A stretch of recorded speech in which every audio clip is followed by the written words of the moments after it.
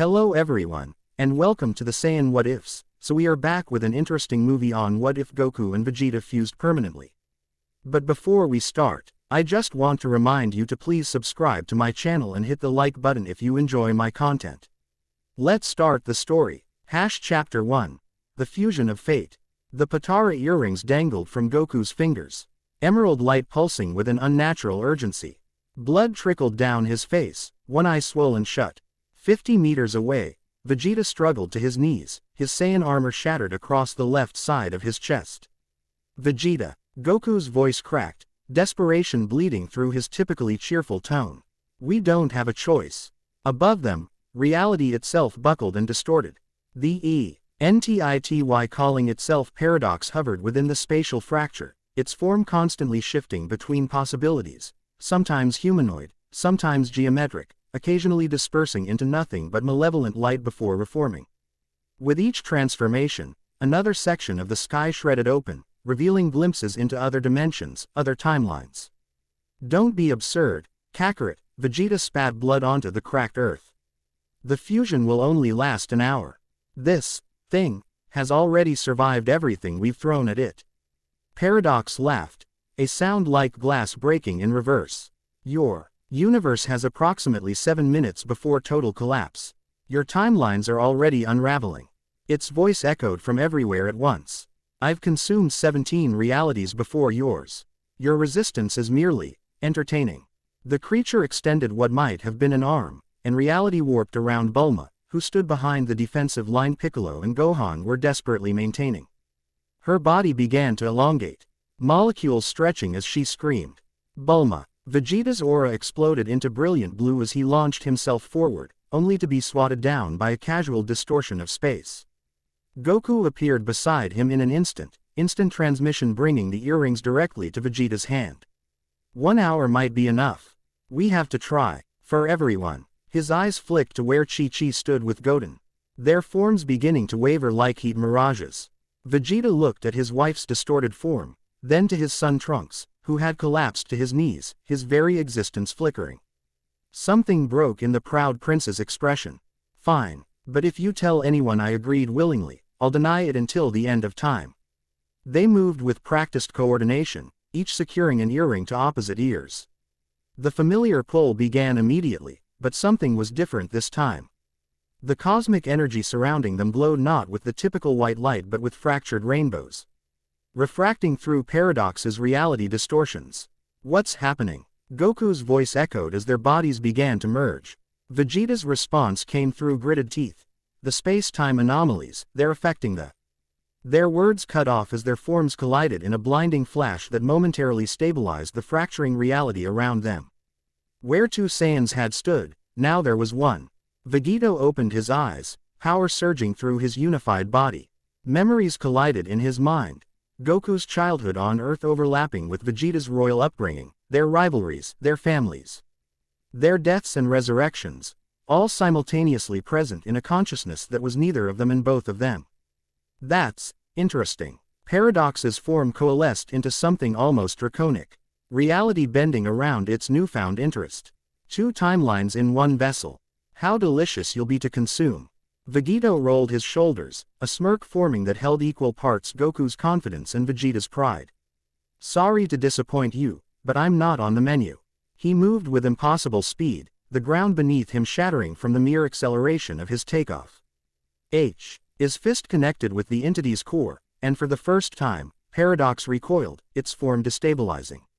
Impossible, it shrieked, reality warping defensively around it. Your power should be bound by the laws of this dimension. Should be, Vegeta agreed, blue aura flaring as he instantly accessed Super Saiyan Blue without the usual transformation sequence. But I'm beginning to think I'm something of a paradox myself. The battle ignited across the sky, Vegeta's movements leaving trails of light as he attacked from angles that shouldn't have been possible. Unlike Goku's improvisational style or Vegeta's tactical precision, Vegeta fought with both simultaneously, each strike calculated yet unpredictable, powered by technical perfection yet creative in execution. From the ground, his fighters watched in awe as reality slowly stabilized around them, Bulma's form returning to normal as Paradox's concentration fractured. Dad, I mean, Vegito is amazing, Gohan breathed, supporting a weakened Piccolo. The Namekian nodded, his tactical mind already analyzing. He's not fighting like either of them.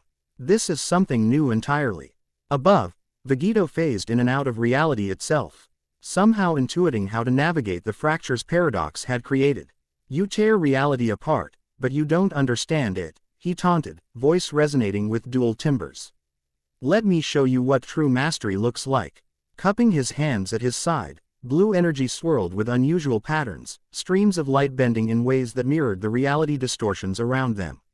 Final Kamehameha. Ha! The attack wasn't a simple beam but a reality-warping surge that folded space around Paradox, compressing the entity into its own fracture points. No, the creature howled. I am beyond physical form. I am concept made manifest. I cannot. You can and you will, Vegito countered, driving forward with both palms extended. Back into the void between realities where you belong. A final push that caused Vegito's aura to flare bright enough to temporarily blind the onlookers. Paradox imploded, collapsing into the dimensional rift with a sound like thunder in reverse. The sky mended itself, reality solidifying around them as the last echoes of the entity's scream faded into nothingness. Vegito descended slowly, power still radiating from him in waves that made the air shimmer. The Z fighters approached cautiously, relief at their victory mingling with uncertainty about the fused Saiyan before them. Krillin was the first to speak. Nice work, Vegito. That was incredible, so you guys will defuse in about an hour, right? Vegito landed, his expression unreadable as he looked down at his hands. Something felt different, permanent in a way that hadn't been true during his previous existences. I'm not sure that's how it's going to work this time. Bulma pushed forward, her scientific mind already racing. What do you mean? The Potara fusion always wears off for mortals after an hour. That's what the Supreme Kai told us. Under normal circumstances, yes, Vegito agreed, voice carrying echoes of both constituent personalities. But that entity was warping reality itself, including the dimensional properties of the Potara earrings during our fusion. I can feel it. This isn't temporary. A stunned silence fell over the group. You mean, you're stuck like this? Chi-Chi's voice trembled. Forever. Vegito turned to face the two women who were simultaneously his wives, feeling the conflicting emotional pulls of both Goku's and Vegeta's memories. I believe so. Trunks approached cautiously. Dad, or, should we call you something else now? The question struck deeper than the boy could know. Who exactly was he now? He had all of Goku's memories of raising Gohan and Goten. All of Vegeta's memories of his life with Bulma and Trunks, but he was neither of them. The psychological weight of two complete identities suddenly compressed into one being was disorienting. Vegito is fine, he answered finally, forcing a confident smile that didn't quite reach his eyes. I'm still your father, Trunks. Just, with some additions. Bulma stepped forward, her scientific curiosity temporarily overriding her emotional turmoil. We should get you to Capsule Corp immediately. I need to run tests, figure out exactly what's happened to your cellular structure. See if there's any way to reverse this. And we should contact Whis and Beerus, Gohan added. If anyone would understand the cosmic implications of what's happened, it would be them. Vegito nodded, grateful for the practical focus. Good thinking. But first, he turned to where the families stood, uncertainty painted across their faces. I owe all of you an explanation. Or at least, as much of one as I can give right now. The group relocated to Capsule Corporation, gathering in the spacious living room that felt simultaneously familiar and strange to Vegito. He sat awkwardly, too large for the furniture that Vegeta had found comfortable, yet feeling a proprietary attachment to the space through his memories. Physically, I appear to be stable, Vegito explained. As Bulma's scanning devices hummed around him. But mentally, it's complicated. I have two complete sets of memories, two lifetimes of experiences, but I'm neither Goku nor Vegeta. I'm someone new with aspects of both. But you remember us. Chi-Chi pressed, hands clutched tightly in her lap. You remember our life together. Every moment, Vegito confirmed, feeling the emotional resonance of Goku's memories. Just as I remember every moment of Vegeta's life with Bulma and Trunks. This is so weird, Goten whispered to Trunks, though everyone could hear. It's like dad but also not dad at the same time. Tell me about it, Trunks muttered back. He has my dad's scowl but your dad's forehead. Despite the tension, Vegito found himself chuckling, a sound that startled everyone with its unfamiliarity. Not quite Goku's open laugh, not quite Vegeta's rare chuckle, but something uniquely his own. The moment was interrupted by the arrival of Whis, who materialized in the center of the room with a flash of light. My, the angel said, tapping his staff thoughtfully as he examined Vegito. I felt the disturbance from across the universe. Reality itself bent and restructured around this spot. His eyes narrowed as he circled Vegito. How fascinating. A permanent Patara fusion enhanced by reality warping energies. This shouldn't be possible, but it is, Bulma said, checking her instruments. And I can't find any evidence of degradation in the fusion structure. It's as if the Patara's temporary effect was completely rewritten. Whis nodded, his expression unusually serious. This may have multiversal implications. The energy signature you're now emitting, Vegito, doesn't conform to standard universal parameters. What exactly does that mean? Piccolo asked, from where he stood with arms crossed by the window. It means, Whis said delicately, that Vegito's very existence may now be causing ripples across dimensional boundaries. He exists as a fusion of not just two bodies, but two distinct timeline potentialities merged into one form. A tense silence followed this pronouncement. Are you saying I'm dangerous? Vegito finally asked, the question carrying weight from both sides of his heritage, Goku's concern for protecting others and Vegeta's fear of becoming a destructive force once more. Not necessarily dangerous, Whis clarified, but significant in ways we don't yet understand. I should report this to my father immediately. As Whis prepared to depart, a tremor ran through the building, then through the ground beneath it. Outside, the sky darkened suddenly, unnatural colors bleeding across the horizon. What now? Krillin groaned as they rushed outside. Above them, the atmosphere rippled like the surface of a pond. Brilliant Fr. Actures of light spider-webbed across the sky, reminiscent of Paradox's dimensional tiers but more structured, more deliberate. Is that thing back? Yamcha asked, dropping into a fighting stance. Whis shook his head, expression grave. No, this is different. These are dimensional reactions to Vegito's existence. Reality attempting to accommodate an anomaly. Vegito stepped forward, instinctively. Why raising his power level as if preparing for battle, only to have Whis raise a hand in warning.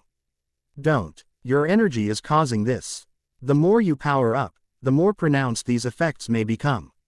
Reluctantly, Vegito forced his power down, though it felt like trying to bottle a hurricane. The sky continued to fracture, but the progression slowed. I need to learn control, Vegito realized aloud. This body, this power, it's not just Goku's and Vegeta's combined. It's something fundamentally new, and you'll need to master it quickly, a new voice announced as the air shimmered, Rev. Ailing a slender female figure with pale blue skin, white hair, and the unmistakable staff of an angel. Celestra, Whis acknowledged with surprise. Father sent you already. The Grand Priest dispatched me immediately, she replied. Her voice melodically formal yet emotionally detached. The ripples from this fusion event have reached the central realm. I've been assigned to monitor and report on this anomaly. Her eyes, rings of silver against lavender, assessed Vegito with clinical precision. Unlike Whis' generally benign curiosity, her gaze held something more intense, almost hungry for understanding. You refer to me as this anomaly, Vegito noted, bristling slightly with Vegeta's pride while maintaining Goku's outward calm. I do have a name. Vegito, she acknowledged with a slight inclination of her head. A composite designation reflecting your composite nature. Logical, if somewhat lacking in imagination. Whis cleared his throat. Celestra is one of the younger angels, still in her final training phases. She specializes in temporal and fusion anomalies. How fortunate that I am here to observe such a rare specimen, Celestra continued, circling Vegito much as Whis had done earlier. But with greater intensity. A permanent Patara fusion enhanced by reality manipulation, existing outside normal temporal parameters. Fascinating. I'm not a specimen, Vegito corrected, meeting her gaze directly.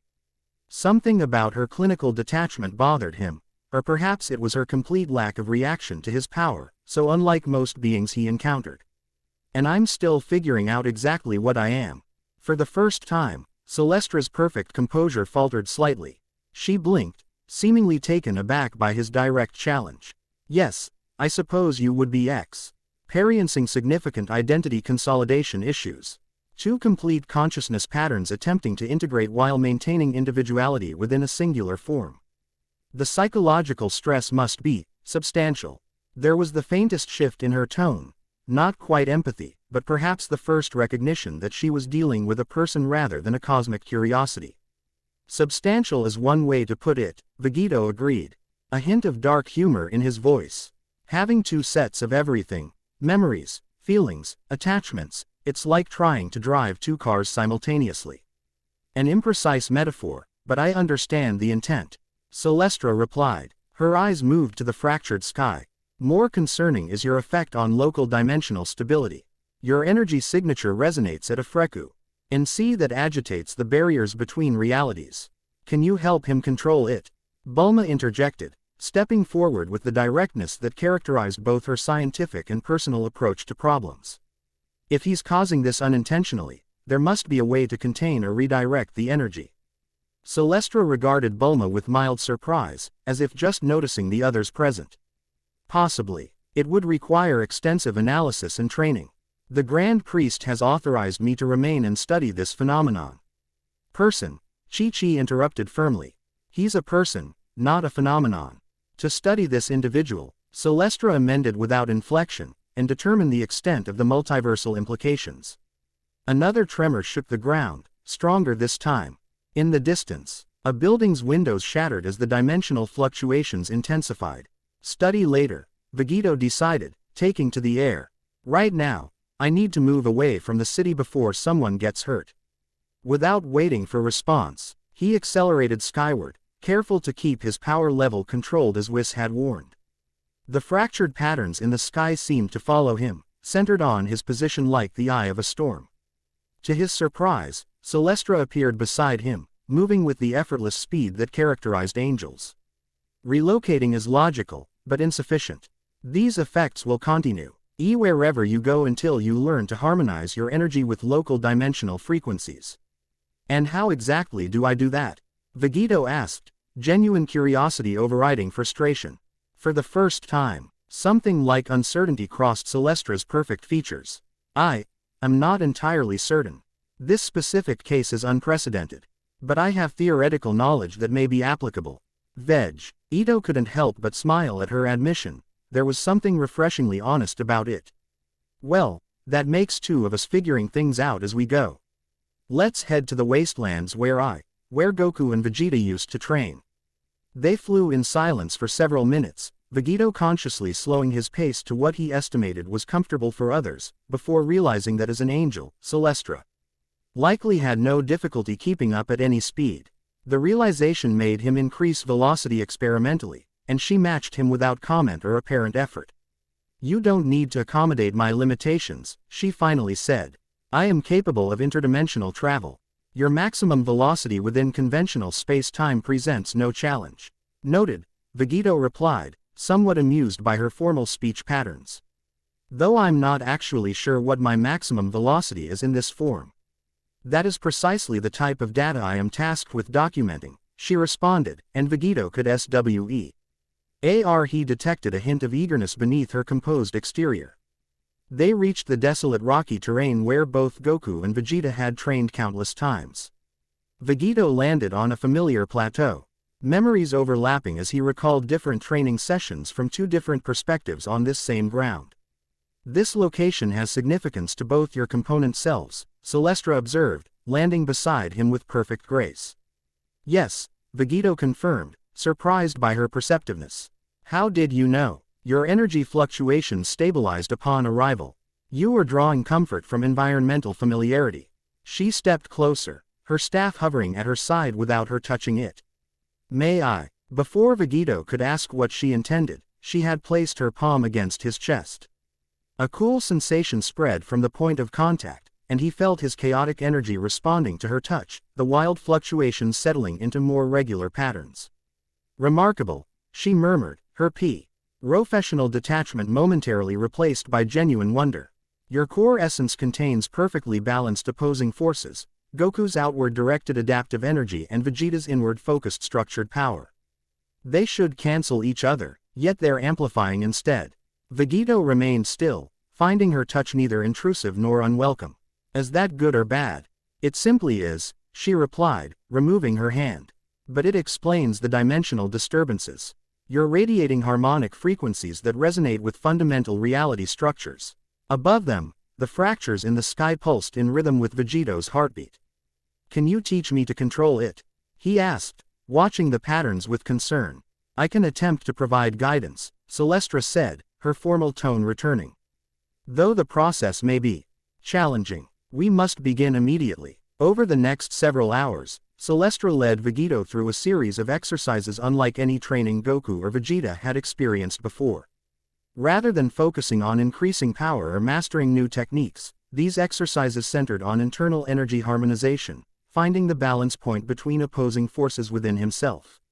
Visualize your energy not as an outward projection, Celestra instructed, but as a self-contained system. A perfect circle with no beginning or end. Vegeta struggled initially, his instincts from 2 lifetimes of martial arts training pulling him toward familiar patterns. But as the day progressed, he began to sense what she was describing, a way of holding his power that created less friction with the fabric of reality around him. As sunset painted the wasteland in amber hues, the fractures in the sky had diminished to faint lines, barely visible against the darkening blue. Your progress is exceptional, Celestra noted, her silver lavender eyes reflecting the last light of day. Most beings would require years to achieve this level of harmonic control. I've had 2 lifetimes of mastering key control, Vegeta replied with a shrug that belied the mental exhaustion he felt. Though never quite like this. Indeed, something in her tone had shifted subtly throughout the day, the clinical detachment gradually giving way to what might almost be called respect. Your unique dual perspective integration allows for accelerated adaptation. Most fascinating. Vegeta found high MSELF studying her more closely as she made notes with elegant gestures in the air, symbols forming and dissolving around her staff. Despite her formal manner, there was something compelling about her focused intensity, so different from the casual attitude of Whis or the playfulness of other angels he'd encountered. You said you're still in training, he prompted, curious about this angel who'd been sent specifically to monitor him. Training for what exactly? Celestra paused in her notations, considering him with a slight tilt of her head. Angels progress through various specializations over millions of years. I am completing my final phase of temporal oversight training before receiving a permanent assignment. As attendant to a destroyer god. Perhaps, that is one possible outcome. For a moment, something like uncertainty flickered across her perfect features. Though my affinity for temporal mechanics might lead to other assignments within the celestial hierarchy. Vegeta sensed there was more behind her words, a personal concern or ambition she wasn't expressing. But before he could inquire further, a familiar energy signature approached rapidly. Gohan landed nearby, expression caught between concern and relief at finding them. There you are. Everyone's been worried. The sky distortions have reduced, but they haven't completely disappeared. Vegeta nodded. I've made progress, but complete control will take time. That's actually not why I came looking for you, Gohan said, his discomfort evident. There's a situation back at Capsule Corp. Mom and Bulma are, well, understanding immediately, Vegeta sighed. The personal implications of my permanent state are sinking in. That would be an understatement, Gohan confirmed grimly. They've been arguing for hours about living arrangements, legal status, and pretty much everything else you can imagine. Celestra observed this exchange with apparent curiosity. Fascinating. The social implications of your fusion extend beyond the metaphysical. You have obligations to 2 separate family units with competing claims on your time and attention. It's not about claims, Vegeta corrected, finding himself unexpectedly defensive. They're people I care about, all of them, who are trying to understand a completely impossible situation. Of course, Celestra conceded, though her tone suggested she found human emotional attachments somewhat perplexing. The psychological strain must be considerable. Vegeta turned to Gohan. I'll come back now. This was going to be difficult no matter when we addressed it. As they prepared to depart, Celestra announced, I will accompany you. My observations should include all aspects of this anomalous fusion's effects, including social integration challenges. Gohan raised an eyebrow at her clinical terminology but didn't comment. As they took to the air, Vegito found himself drawn into his own thoughts, trying to sort through the emotional tangle of his situation. He loved both Chi-Chi and Bulma, or rather, Goku had loved Chi-Chi, and Vegeta had loved Bulma. But what did that mean for him now? Did those feelings transfer directly? Were they diluted by being shared within one consciousness? Or was he, as a new being entirely, capable of developing his own distinct emotional connections separate from his constituent parts? The questions had no easy answers, and they troubled him deeply as they flew back toward the confrontation awaiting him. At Capsule Corporation, the tension was palpable even before they landed. Raised voices could be heard from the main building, primarily Chi-Chi's passionate declarations punctuated by Bulma's equally determined scientific arguments. Can't just expect him to split his time like some kind of shared custody arrangement. Chi-Chi was saying as they entered. He's not divorced, he's fused. And the fusion includes Vegeta, who is my husband. Bulma countered, hands on hips. Legally, biologically, and in every way that matters. Just because this happened doesn't erase our family. Both women fell silent as Vegito entered, Gohan and Celestra following behind. The room contained most of the Z fighters along with both families, all looking profoundly uncomfortable with the unprecedented situation. I see you've started addressing the practical concerns, Vegito said, attempting to keep his tone light despite the heaviness in his chest. Chi-Chi stepped forward first, eyes bright with unshed tears. This isn't fair to any of us. There has to be a way to separate you back into Goku and Vegeta. We've been discussing that, Bulma said, professional mode engaging as she gestured to her computer screens displaying complex energy patterns. I've been analyzing the fusion's quantum signature. It's unlike anything I've seen before.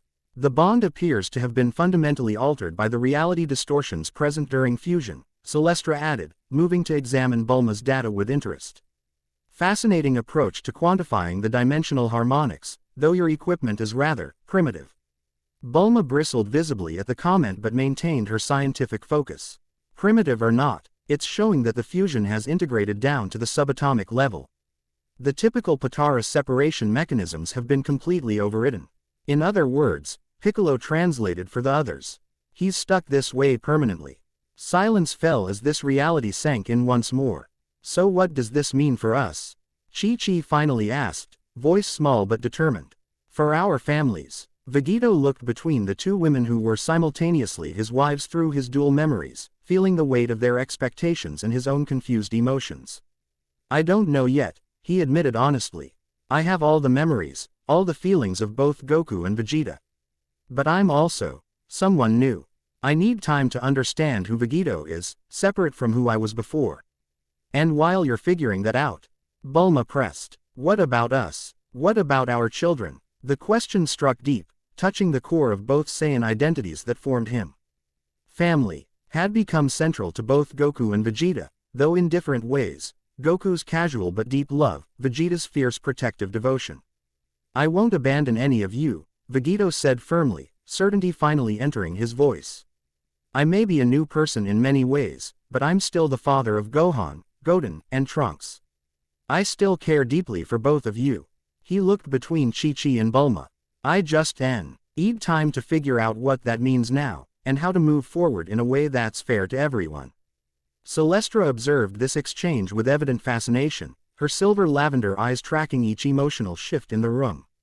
Most beings would fragment psychologically under such complex emotional pressures, she noted, apparently to herself though everyone could hear. Yet your psyche appears to be integrating rather than fracturing. Remarkable resilience. Could you maybe not analyze me like a lab specimen in front of my family? Vegito requested, a flash of Vegeta's irritation breaking through his composed exterior. Celestra blinked, seeming genuinely startled by the rebuke. I apologize. I'm unaccustomed to considering the emotional impact of my observations on their subject. This is instructive. Before anyone could respond to this odd apology, the building shook violently, lights flickering as another dimensional tremor rippled outward from Vegito. You're emotional, State is destabilizing your energy containment, Celestra observed, moving closer with obvious concern. The harmonization techniques we practiced, you must employ them immediately. Vegito closed his eyes, focusing inward to find the balanced center he'd practiced establishing earlier. The emotional intensity of the situation had disrupted his control, allowing his unique energy signature to once again agitate the dimensional boundaries around him. I need space, he said through gritted teeth, feeling the power swirling chaotically within him. This much concentrated emotion is making it harder to maintain control. Then go, Bulma said firmly, scientist mode fully engaged despite the personal complications. Figure this out first. The rest we can deal with when you're stable. Kai Si. Hai looked ready to protest but stopped herself, practical sense winning over emotional need. She's right. None of this matters if you accidentally tear reality apart because we're stressing you out. Vegito felt a surge of appreciation for both women's strength and understanding, even in this impossible situation. I'll be back as soon as I can maintain consistent control. I will continue to provide guidance, Celestra stated, her tone leaving no room for argument. The Grand Priest's instructions were explicit regarding monitoring and stabilization protocols. With quick goodbyes to his children, all three watching him with expressions ranging from Gohan's understanding to Goten's confusion to Trunks' careful neutrality, Vegito departed with Celestra, heading back toward the isolated wasteland. As they flew, the fractured patterns in the sky followed them, expanding and contracting with Vegito's emotional state. You must achieve greater consistency in your harmonic control, Celestra observed. Emotional fluctuations directly impact dimensional stability when channeled through your unique energy signature. I'm trying, Vegito replied, frustration evident. But this isn't exactly a situation with precedent. I'm simultaneously married to 2 different women, father to 3 children from 2 families, and apparently a threat to the fabric of reality itself. Celestra was silent for a moment, seemingly processing this outburst. I have observed thousands of years of mortal interactions, she finally said, her formal tone softened slightly. Yet I find I have no adequate reference point for your current circumstances. Something about her admission, the simple acknowledgement of the uniqueness of his situation without attempted solutions or clinical analysis, added some of the tension in Vegito's chest. He laughed softly, the sound surprising both of them. Well, that makes 2 of us, doesn't it? They landed in the same training ground as before, the rocky terrain now silvered by moonlight. The fracture patterns in the sky had diminished somewhat during their flight, responding to Vegito's marginally improved emotional state. We should continue your harmonization training, Celestra suggested, but without the commanding tone she'd used earlier. Perhaps focusing on the physical will help stabilize the emotional. Worth a try, Vegito agreed, settling cross-legged on a large boulder. Though I usually prefer more active training methods. Active methods engage only the physical and mental aspects of energy control, Celestra explained, Ting herself opposite him with perfect posture. Your situation requires integration at the spiritual level as well, the fundamental essence that defines your unified being. For hours, they worked rough increasingly complex harmonization techniques. Celestra proved to be a demanding instructor, accepting nothing less than perfect execution of each exercise before introducing the next. Yet Vegito found himself appreciating her exacting standards. They gave him something concrete to focus on besides the emotional chaos of his personal situation. As dawn approached, casting long shadows across the wasteland, Vegito opened his eyes from a particularly deep meditative state to find Celestra watching him with an expression he couldn't quite interpret. What? He asked, stretching muscles stiff from hours of stillness. You are adapting more rapidly than any being I have ever observed, she said simply.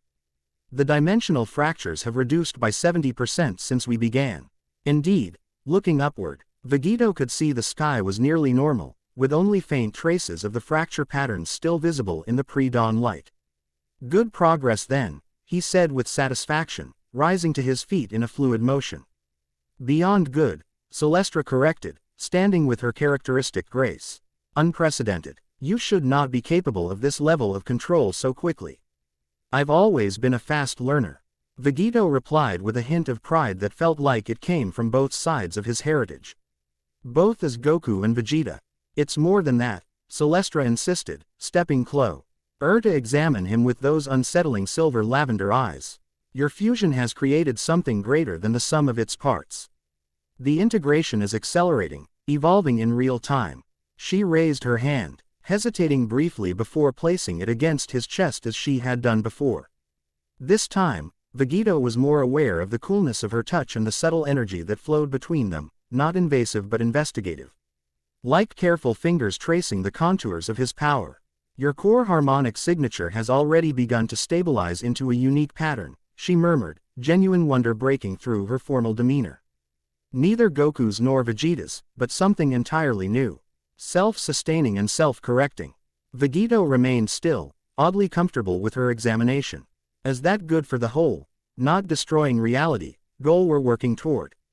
Extremely, she confirmed, withdrawing her hand slowly, almost reluctantly. If this progression continues, you will achieve natural dimensional harmony within days rather than the centuries I initially calculated. Centuries. Vegeta raised an eyebrow. That would have been inconvenient. For the first time, Estra's perfect lips curved into what might almost be called a smile. Indeed, most inconvenient. The moment stretched between them, something unspoken passing in the silence before Celestra abruptly turned away. Her formal demeanor reasserting itself. We should return to monitor your energy patterns in proximity to others, she stated briskly. Particularly those with whom you share strong emotional connections. The true test of your control will be maintaining stability under emotional stress. You mean facing my families again, Vegeta translated with a sigh. Precisely. Celestra glanced back at him. Her expression once more unreadable.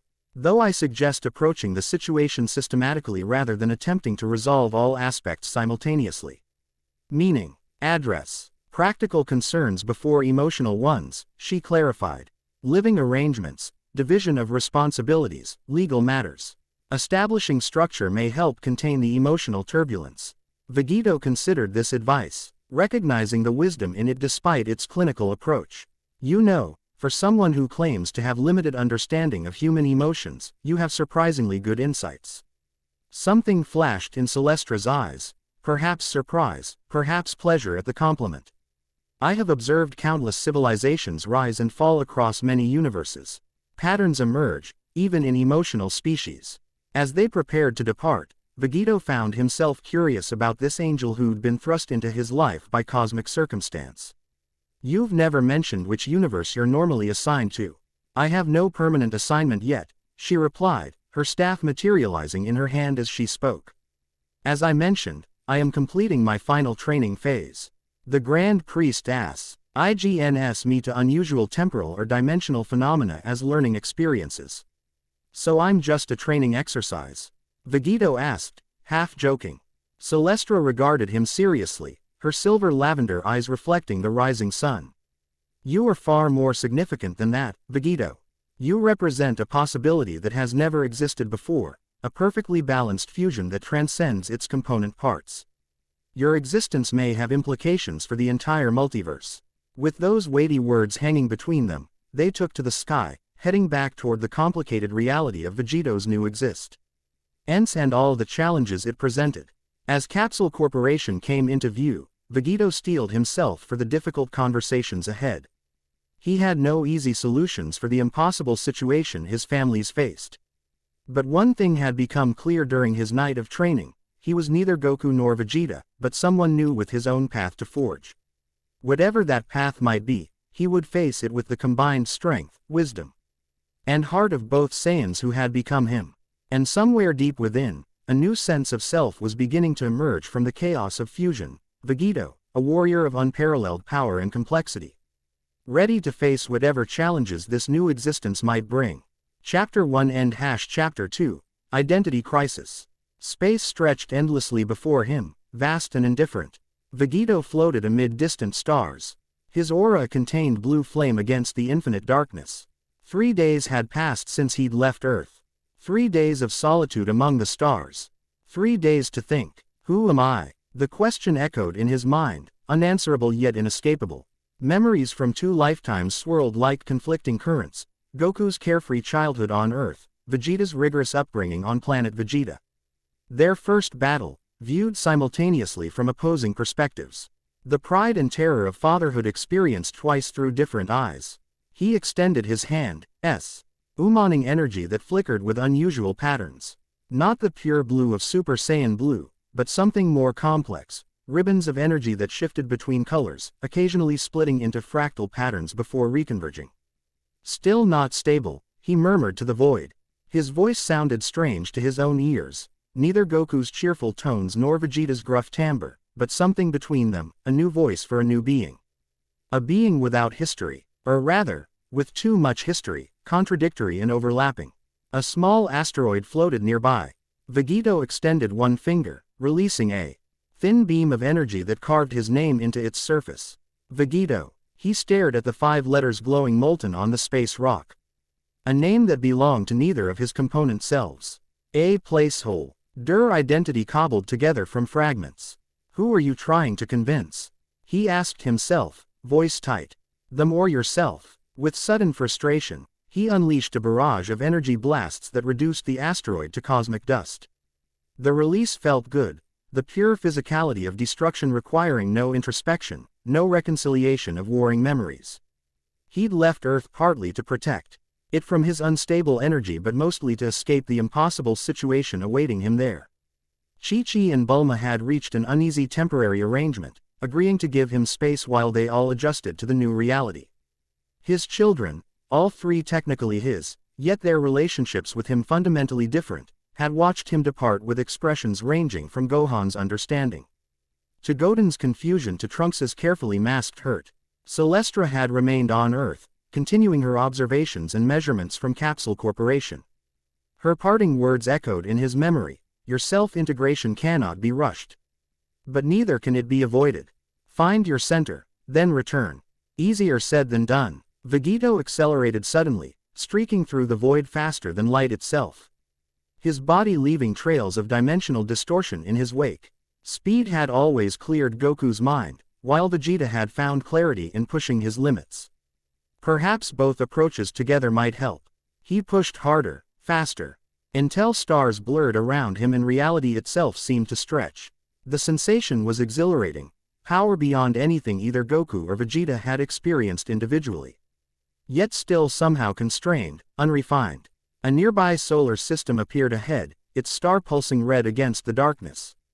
Vegeta decelerated, coming to hover above an uninhabited planet of barren red rock and towering mesas. Perfect. He descended to the planet's surface, gravity significantly stronger than Earth's but barely noticeable to his enhanced physiology. Time for a proper test. Starting in base form, Vegeta began a series of katas. Not Goku's fluid movements nor Vegeta's precision strikes, but something that incorporated elements of both while adding new transitions. Chi felt instinctively right to his unified body. As he moved, he allowed power to flow gradually, testing each level of transformation. The familiar golden aura of Super Saiyan enveloped him, then the electric intensity of Super Saiyan 2. Followed by the raw energy of Super Saiyan 3. Each transformation came easily, power rising smoothly. Then he pushed into God territory. The divine ki of Super Saiyan God flowed through him, replacing yellow with crimson. Another push brought forth Super Saiyan Blue, power controlled and compressed into that familiar azure flame.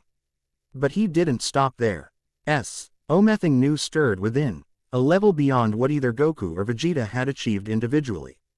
He pushed into that unknown territory, feeling his power spike dramatically as his aura shifted, blue arcaning at its core while prismatic energy danced at its edges. The ground beneath him shattered, the planet's crust buckling under the pressure of his transformed state. The sky above fractured with now familiar dimensional rifts, reality struggling to contain his existence. So that's how it is, Vegeta muttered, examining the prismatic energy dancing around his clenched fist. Neither Ultra Instinct nor Ultra Ego exactly. Something different, something new. He released a single focused punch, not at anything in particular, simply into space before him. The force created a vacuum tunnel that extended beyond the planet's atmosphere, the shockwave powerful enough to visibly distort the light from the system's star. For hours, he tested this new form, cataloging its strengths and limitations. Unlike Ultra Instinct, it didn't grant perfect autonomous movement. Unlike Ultra Ego, it didn't feed on battle damage. Instead, it seemed to harness the dimensional instability his fusion created, turning that cosmic anomaly into raw power. Eventually, he allowed the transformation to fade, returning to base form as he landed on what remained of the planet's surface, now a cratered wasteland. He'd barely tapped this new power's potential, yet already it had nearly torn the planet apart. Control, he reminded himself. Power without control is just destruction. The words felt like Vegeta's wisdom, but the sentiment behind them belonged equally to Goku, who had always sought strength to protect rather than dominate. This unity of purpose amid different approaches was perhaps the first truly integrated aspect of his new self that Vegeta had identified. A small beginning. He was about to continue his training when a familiar energy signature appeared behind him, the distinct void-like presence of an angel. Your power fluctuations are visible across 3 universes, Celestra stated without preamble, hovering a few feet above the cratered surface. The Grand Priest instructed me to investigate immediately. Vegeta turned, unsurprised by her appearance yet feeling oddly self-conscious about being observed during his moment of self-discovery. I'm testing my limits, trying to understand what I'm capable of. So I observed. Her silver lavender eyes studied him with that familiar clinical intensity, though something else lurked beneath, a curiosity that seemed almost personal rather than professional. You've access to transformation beyond those achieved by either of your component selves. Something new, he acknowledged. Not quite Ultra Instinct, not quite Ultra Ego. Dimensional resonance, Celestra supplied, moving closer to examine the prismatic energy still flickering occasionally across his skin. You've harmonized with the multiversal frequencies your fusion naturally generates. Quote. Vegeta raised an eyebrow. You've seen this before. Never, she admitted. But I understand the theoretical principles. Your unique existence creates ripples in dimensional boundaries. Rather than fighting against them as we initially attempted, you've synchronized with them. She raised her hand, hesitating briefly before placing it against his chest as she had done before. This time, Vegeta noticed details he'd previously overlooked. The slight coolness of her skin, the faint scent of something like ozone that seemed to surround her, the almost perceptible widening of her eyes as she connected with his energy. Fascinating, she murmured. The integration is accelerating. Your core essence is stabilizing around a new pattern unique to Vegeta. Is that good? He asked, remaining still under her examination. It's unexpected. She withdrew her hand slowly. Most fused beings maintain distinct energy signatures from their component parts, even when the fusion is permanent. You're becoming something entirely new at the fundamental level. Something in her tone caught his attention. Does that concern you? Concern? No, Celestar. A looked momentarily perplexed by the suggestion. It's scientifically significant, unprecedented. My assignment has become considerably more interesting than anticipated. The last sentence carried a hint of something almost like enthusiasm, the first real emotion Vegeta had detected in her typically formal demeanor. Glad to provide entertainment, he remarked dryly, Vegeta's sarcasm creeping into his tone. To his surprise, Celestra tilted her head slightly, the ghost of a smile touching her lips. Not entertainment, enlightenment. Few events in my millennia of observations have presented truly novel data. You are, she paused, seeming to search for the right word. Unique. The way she said, unique, carried weight beyond its literal meaning, something almost like admiration, thou. Carefully contained behind her professional facade. Before Vegeta could respond, a tremor ran through the ground beneath them. The dimensional fractures in the sky intensified, spreading in geometric patterns across the red-tinged atmosphere. Your recent power expenditure has destabilized local dimensional boundaries, Celestra observed, all business once more. This entire system will experience temporal fluctuations for several standard cycles. Meaning I should probably train somewhere else, Vegeta translated, looking around at the devastated landscape. Indeed, though there are EU locations in conventional space-time that can safely contain your full potential. She tapped her staff thoughtfully against the ground. The null zone might be suitable. The null zone, a pocket dimension between universes. Empty of matter but with reinforced dimensional boundaries specifically designed for high-energy testing. She studied him for a moment. It's typically reserved for destroyer gods and angels during training, but given your unique circumstances, access might be granted. Vegito considered this. You're offering to take me there. I'm suggesting it as a logical solution to your current predicament. Celestra's tone remained neutral, but something in her posture had changed, a slight eagerness that belied her dispassionate words. Continued training in Conventi. Onal space risks further dimensional instability. He studied her, curious about this subtle shift in her demeanor. And your interest is purely professional, I assume. Part of your observation duties. For the first time, Celestra appeared momentarily flustered, a barely perceptible widening of her eyes, a slight tensing of her perfect posture. My assignment is to monitor and report on your development. Facilitating optimal training conditions falls within those parameters. Of course, Vegito agreed, not entirely convinced by her explanation but unwilling to press further. Then I accept your suggestion. The null zone sounds perfect. Celestra nodded, composure instantly restored. I will need to request formal authorization from the Grand Priest. In the meantime, she glanced around at the devastated planet. Perhaps we should relocate to a less compromised environment. Lead the way. With a tap of her staff, reality shifted around them. The red planet vanished, replac, ed by the familiar sight of Beerus's world, though the god of destruction was nowhere in evidence. Lord Beerus is currently in his 80-year sleep cycle, Celestra explained, noting Vegito's searching gaze. Whis suggested this location as a temporary measure while awaiting authorization for the null zone. Convenient timing, Vegito remarked, looking around at the peaceful landscape with its unusual flora and inverted waterfalls. Indeed, had Lord Beerus been awake, your presence might have complicated matters. Your power signature has evolved to a point where it might register as competitive. Vegito raised an eyebrow. Competitive with a god of destruction?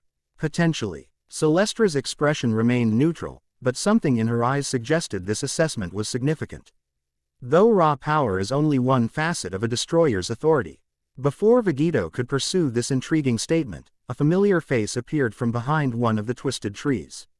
Vegito, I wondered when you might visit. Whis approached with his characteristic grace, smiling pleasantly. And Celestra as well. My, this is becoming quite the cosmic gathering. Whis, Vegito acknowledged with a nod. Celestra suggested we wait here while she requests access to something called the null zone. Did she now? Whis's eyes twinkled with amusement as he glanced at his fellow angel. Moving rather quickly to restricted spaces. Aren't we? Celestra's posture stiffened imperceptibly. The subject's power fluctuations have destabilized an entire star system in the north quadrant of Universe 7. The null zone is the most logical containment solution. Subject, Whis repeated, his smile widening. Such formal terminology for someone you've spent so much time observing. A faint lave, ender tinge appeared high on Celestra's cheeks, so subtle Vegito might have missed it if he hadn't been watching her closely. Professional distance is necessary for accurate assessment. Of course, Whis agreed lightly, though his knowing expression suggested he was enjoying her discomfort. Well, while you're waiting for authorization, perhaps some refreshment is in order. I've just repaired a delightful selection of desserts. He led them to a table set beneath a floating crystal structure, where an array of colorful confections awaited. Vegito realized suddenly that he hadn't eaten in 3 days, his Saiyan appetite temporarily forgotten in the intensity of his training and introspection.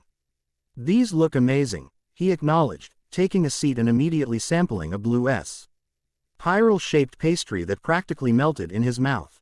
One benefit of Lord Beerus's extended naps is the opportunity to experiment with new recipes, Whis explained cheerfully, pouring some kind of iridescent liquid into delicate cups. No one rushing me or demanding specific dishes on short notice. Celestra remained standing, her staff held formally at her side. I should contact the Grand Priest immediately regarding the null zone authorization. Oh, I've already taken the liberty, Whis said casually, passing a cup to Vegito. Father is currently in consultation with the Omni King regarding some rather interesting dimensional fluctuations. He'll address your request when available. Something like frustration flickered across Celestra's perfect features before she composed herself. I see. Thank you for your intervention. Not at all. Whis gestured to the empty chair beside Vegito. Do join us. Even angels require occasional refreshment, and my celestial moose is particularly successful in this iteration.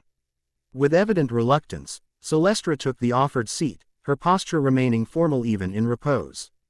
Vegito noticed she sat precisely at the edge of her chair, maintaining maximum distance while still technically joining them.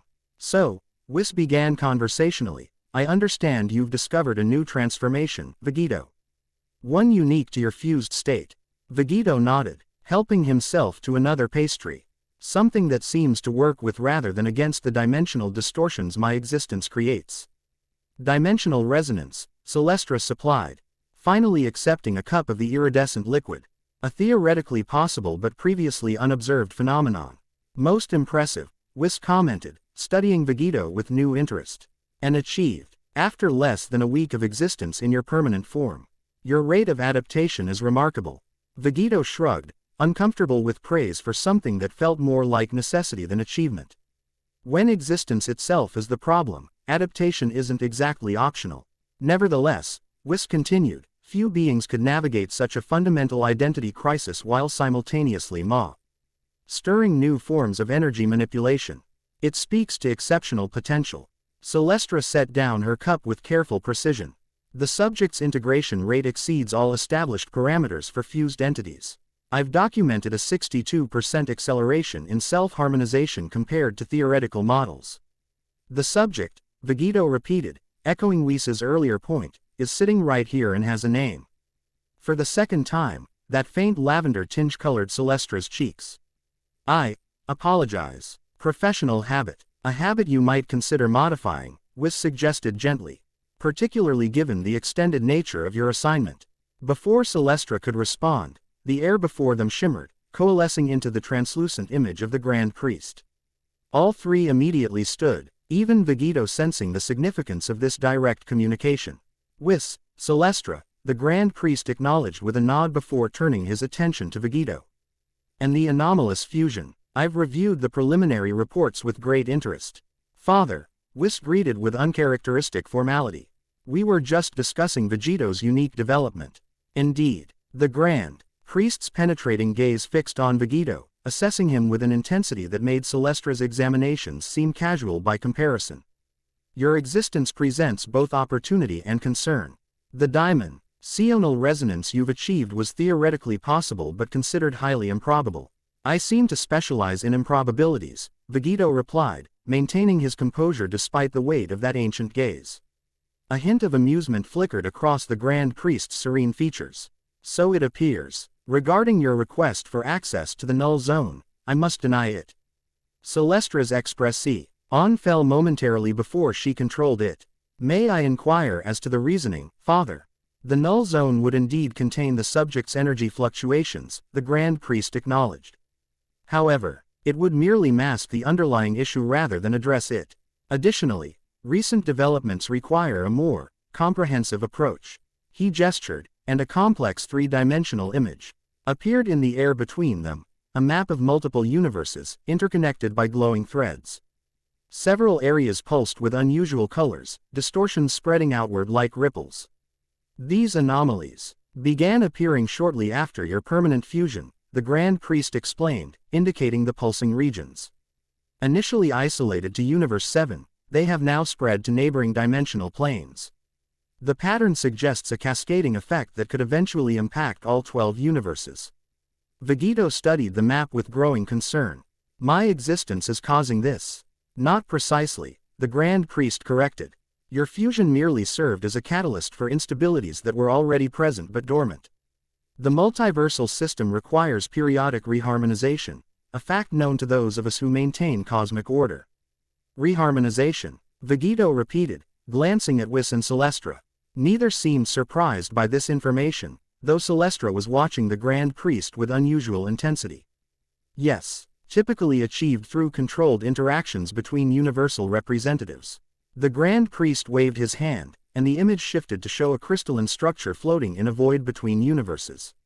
"We had planned the next cycle for several millennia hence, but your emergence has accelerated the timetable considerably." "What exactly are you suggesting?" Vegito asked, already suspecting the answer. "The Nexus Tournament," the Grand Priest stated simply. "A gathering of exceptional beings from all 12 universes, competing in a controlled environment SP. specifically designed to harmonize multiversal energies. Whis nodded thoughtfully, similar to the Tournament of Power, but with a different primary objective. And different rules, the Grand Priest added. Victory conditions will center around energy synchronization rather than elimination. Though combat will remain the primary vehicle for interaction. Vegeta considered this, and my participation is required. Essential, the Grand Priest confirmed. As the focal point of the current instabilities, your presence at the core of the reharmonization process is non-negotiable. Without it, the cascading effect will continue until dimensional barriers fail completely. The implications hung heavy in the air. Universal collapse, reality itself unraveling. When does this tournament begin? Vegeta asked. Decision already made. Preparation will require 17 standard days, the Grand Priest replied. Each universe must select its representatives and prepare them for the unique challenges involved. 17 days, Vegeta repeated, mind racing. Barely enough time to stabilize his own identity, let alone prepare for a multiversal tournament with reality itself at stake. The Grand Priest turned to Celestra.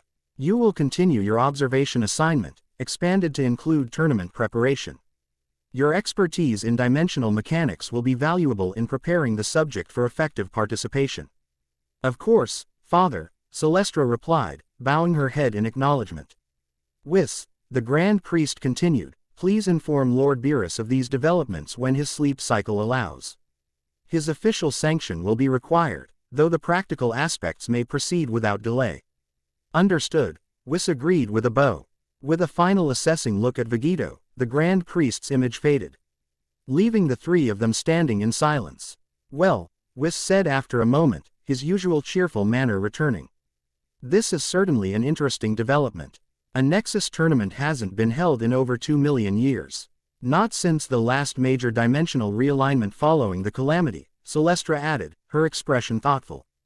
The fact that T1 is being convened now indicates significant concern at the highest levels. Vegeta sank back into his chair, the weight of this new responsibility settling on shoulders already burdened by his personal situation. And I thought identity crisis was my biggest problem. Whis regarded him sympathetically. The personal and the cosmic often intersect for beings of exceptional power. It's rather the definition of a hero's journey. Wouldn't you say? I never asked to be a hero, Vegeta muttered, though the words rang hollow even to his own ears. Both Goku and Vegeta, in their different ways, had embraced heroic roles, Goku openly, Vegeta reluctantly but undeniably. Perhaps not, Celestra observed, her formal tone softened slightly. But you possess the combined heroic qualities of both your component selves. It is intrinsic to your nature. Something in her assessment touched Vegeta unexpectedly, not just the recognition of his potential, but the implication that she saw him as more than just a cosmic anomaly to be studied. The tournament at least gives us a concrete focus, he acknowledged, straightening. 17 days to prepare. What exactly am I preparing for? Why? Tapped his staff thoughtfully against the ground. The Nexus tournament differs significantly from conventional competitions. While combat remains the medium of interaction, the objective is harmonization rather than dominance. Participants must synchronize their energy signatures through battle, Celestra elaborated, her expertise evident as she warmed to the subject. Each successful synchronization stabilizes a portion of the multiversal framework. And how exactly do I synchronize with an opponent? Vegeta asked, struggling to conceptualize this unusual objective. By achieving moments of perfect resonance, Celestra explained. When two combatants reach precisely balanced opposing energies, a harmonic convergence occurs. These convergences, when properly channeled through the Nexus structure, repair dimensional fractures. Vegeta considered this. So I'm not trying to defeat my opponents, but rather, match them perfectly. Not exactly, Whis corrected. The process requires genuine combat, real power, real stakes. The harmonization occurs naturally at specific moments during authentic battle. It cannot be manufactured or falsified. The intensity of true combat creates unique energy signatures that the Nexus can harness, Celestra added. Half-hearted sparring would produce insufficient resonance for effective reharmonization. Vegeta nodded slowly, beginning to understand. So I need to fight at full capacity, but with awareness of these harmonic moments. Precisely, Whis confirmed. And given your unique energy signature, your harmonizations will likely be both more difficult to achieve and more powerful when successful. We should begin specialized training immediately, Celestra stated, professional mode fully engaged. Your dimensional resonance transformation will be crucial, but you must learn to control its harmonic frequencies precisely. Vegito found himself appreciating her focused approach. Whatever her personal interest might be, her expertise was genuine and valuable. Where do we start? First, we must return to Earth, Celestra replied, surprising him. You need to stabilize your personal circumstances before effective training can commence. Emotional turbulence disrupts harmonic control. She's right, Whis agreed. Unresolved personal matters will interfere with the fine control required for Nexus harmonization. Better to address them now than have them emerge during the tournament itself. Vegito grimaced, having hoped to postpone the complicated personal aspects of his situation a bit longer. You make it sound so simple. Stabilize your personal circumstances. I'm simultaneously married to 2 different women with 2 different families. A unique situation requiring a unique solution, Celestra observed. Her tone matter of fact rather than judgmental. Conventional social structures may prove insufficient. What she means, Whis translated with a knowing smile, is that you might need to think outside traditional earthly norms to find an arrangement that works for everyone involved. Vegito sighed, running a hand through his spiky hair, a gesture that felt like Goku's casual habit. Performed with Vegeta's frustrated energy. Let's get back to Earth then. No point postponing the inevitable. As they prepared to depart, Whis placed a hand on Vegito's shoulder. One moment. Before you face those particular challenges, there's something you should see. With a wave of his staff, a viewing portal opened in the air before them, showing a vast crystalline chamber. Within it, Urus figures moved through complex training sequences, beings of various races and forms, all exhibiting extraordinary power. Universe 6 preliminary selections for the Nexus tournament, Whis explained. Already in intensive preparation, Vegito watched with interest as the figures demonstrated abilities beyond anything typical fighters could achieve.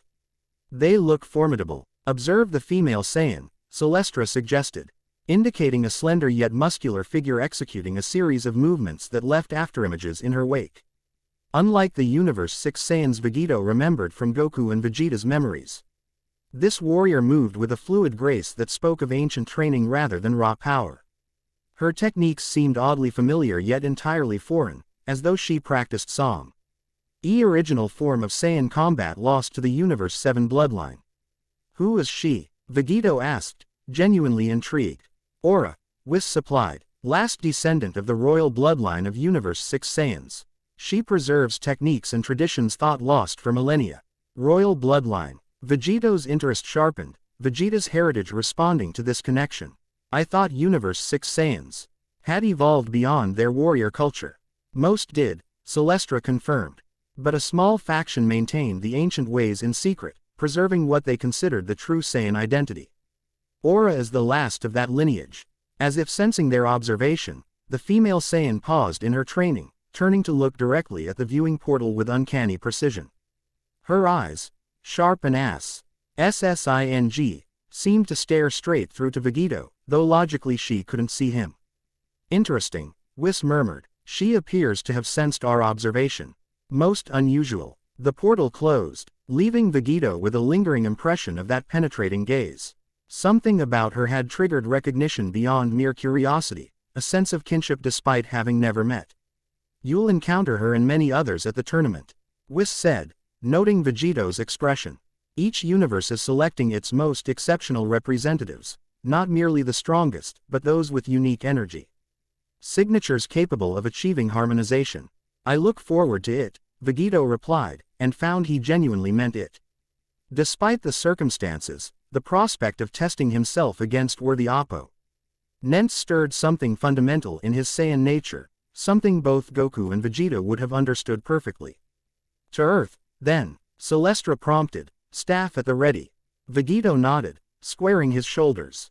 To Earth. Let's get the difficult conversations over with so we can focus on training.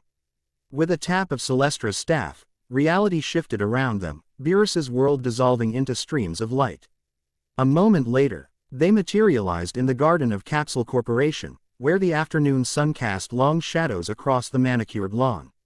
And where, as luck would have it, both Chi-Chi and Bulma were engaged in what appeared to be an intense discussion at a patio table. Both women fell silent at Vegeto's appearance, their expressions a complex mix of relief, uncertainty, and determination. "You're back," Bulma stated, rising from her seat. "Perfect timing," Chi-Chi added with forced brightness. "We were just discussing you." Vegito exchanged a glance with Celestra. Ho's raised eyebrow suggested this coincidence amused her despite her formal demeanor.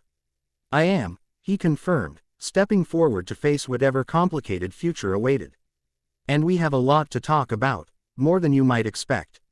Inside the main building, gathered around the large conference table Bulma used for Capsule Corp meetings, Vegito explained the situation, his discovery of the new transformation, the multiversal implications of his fusion, and the Nexus tournament announced by the Grand Priest.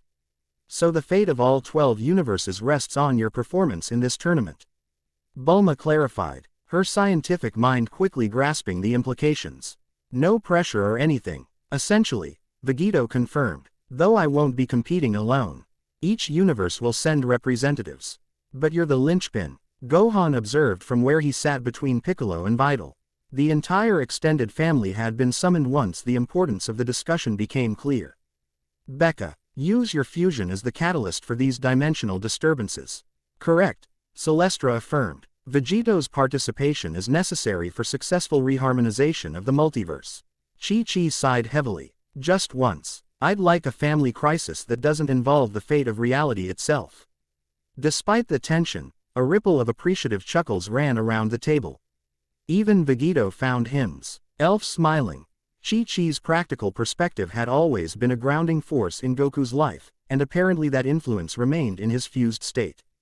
"The tournament gives us 17 days to prepare," Vegito continued, returning to the immediate issues. "But before intensive training can begin, I need to stabilize my personal situation." An uncomfortable silence fell over the group. "You mean us," Bulma said directly, gesturing between herself and Chi-Chi. "The awkward fact that you're married to both of us." "Yes." Vegito met both women's gazes steadily. "I've spent the past few days trying to sort through what that means, for me, for all of us.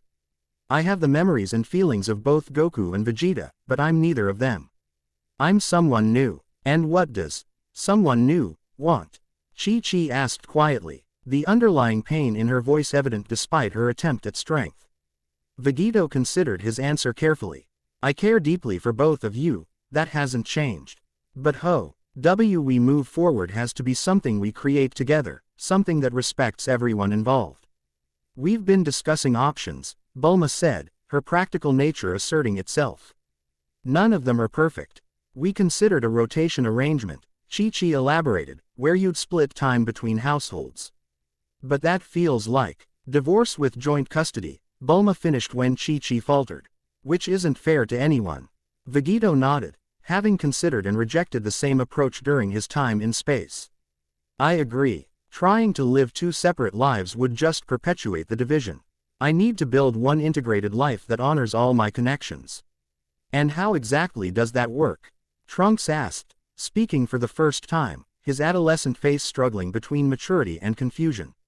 "You can't be in two places at once." Vegito looked at his son, one of his sons, feeling Vegeta's fierce pride and protective instinct. "No, I can't, which means we need to either arrangements that bring everyone together rather than keeping everyone apart." "You mean living together?" Goten asked, eyes wide with childlike directness. "All of us." An awkward silence followed the innocent question. "Not necessarily all under one roof immediately," Vegito clarified, "but closer than separate households across the city.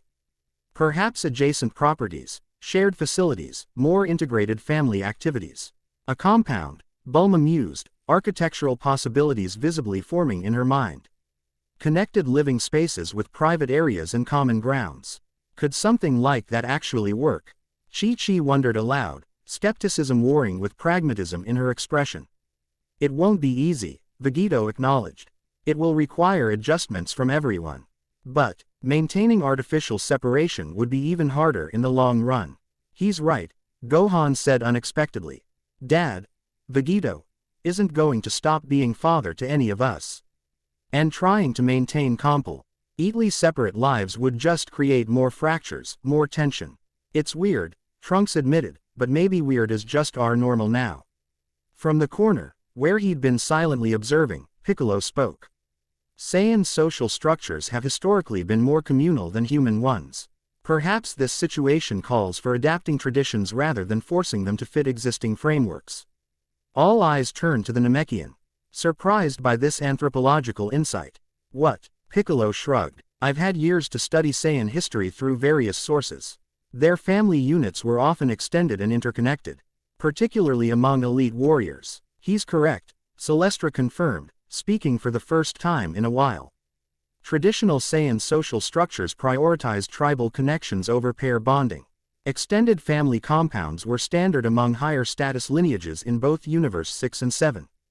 Vegito felt a surge of gratitude for this unexpected support. I'm not suggesting we recreate Saiyan society exactly. But perhaps we can draw inspiration from different cultural models to create something that works for our unique situation. A hybrid approach for a hybrid being, Bulma summarized thoughtfully. I could work with that conceptually. Chi-Chi still looked uncertain, but her practical nature was clearly engaging with the problem. It would mean major changes for all of us.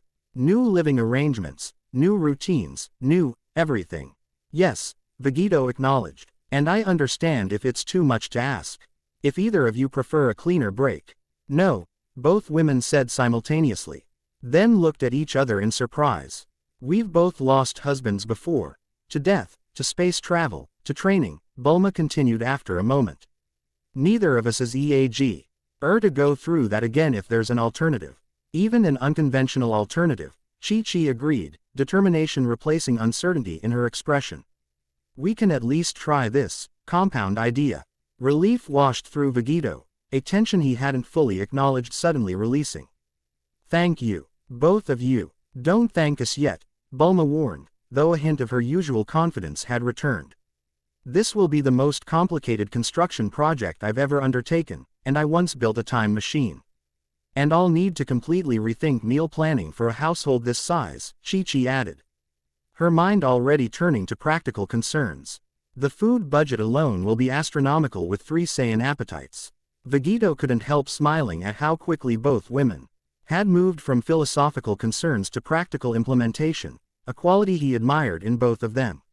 While you work out the logistics, he said, I need to begin training for the tournament. 17 days isn't much time to master a new transformation and learn the specific techniques required for harmonization. I will oversee the training regimen, Celestra stated, her formal tone returning after her brief foray into cultural anthropology. The Nexus tournament requires specialized preparation unlike conventional combat training. I'd like to help too, Gohan offered. My academic research has touched on interdimensional physics. It might be useful. An excellent suggestion, Celestra agreed, surprising everyone with her ready acceptance.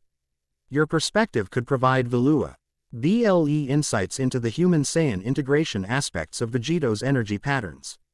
Plans continued to form around the table, training schedules, living arrangements, family adjustments. As the discussion progressed, Vegito found himself watching the interactions with growing optimism. Despite the unprecedented situation, everyone was adapting, finding their place in this new reality. Perhaps the same could be true for him. Perhaps Vegito could become not just a fusion of 2 warriors but a person in his own right, with his own relationships, his own purpose, his own identity. Later, as evening fell, Vegito stood alone on the Capsule Corp balcony, watching stars appear in the darkening sky. The dimensional fractures had faded to nearly invisible lines, his improved control maintaining street ability even as he contemplated the challenges ahead.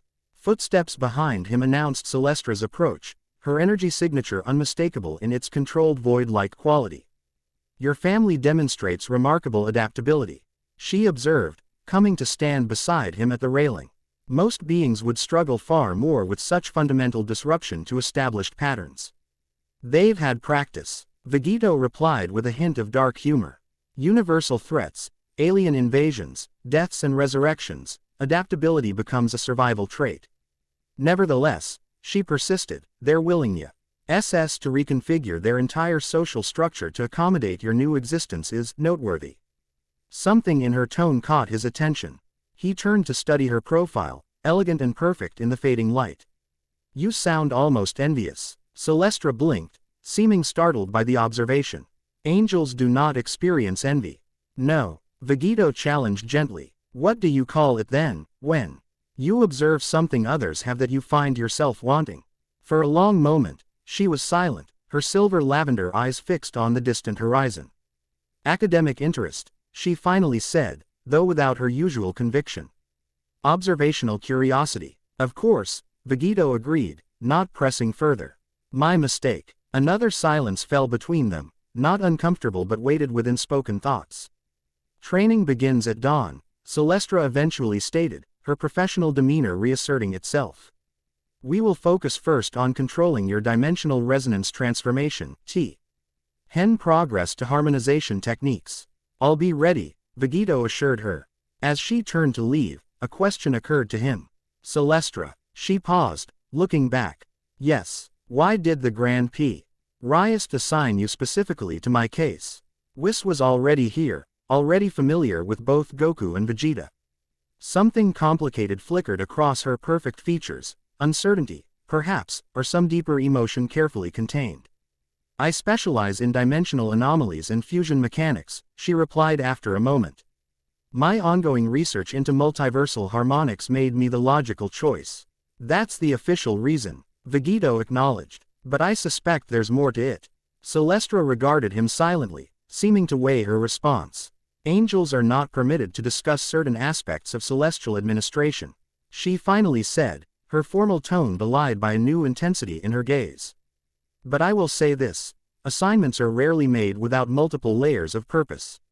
With that cryptic statement, she departed, leaving Vegito to contemplate what remained unsaid. There was more to Celestra's presence than simple observation, some agenda or purpose beyond the obvious. But whether that hidden purpose represented opportunity or threat remained to be seen. For now, he had more immediate concerns.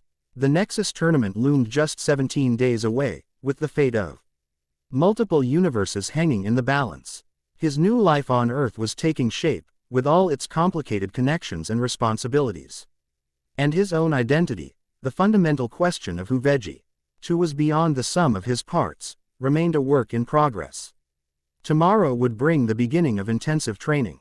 Tonight, he would attempt something equally challenging, his first family dinner with both households together at one table.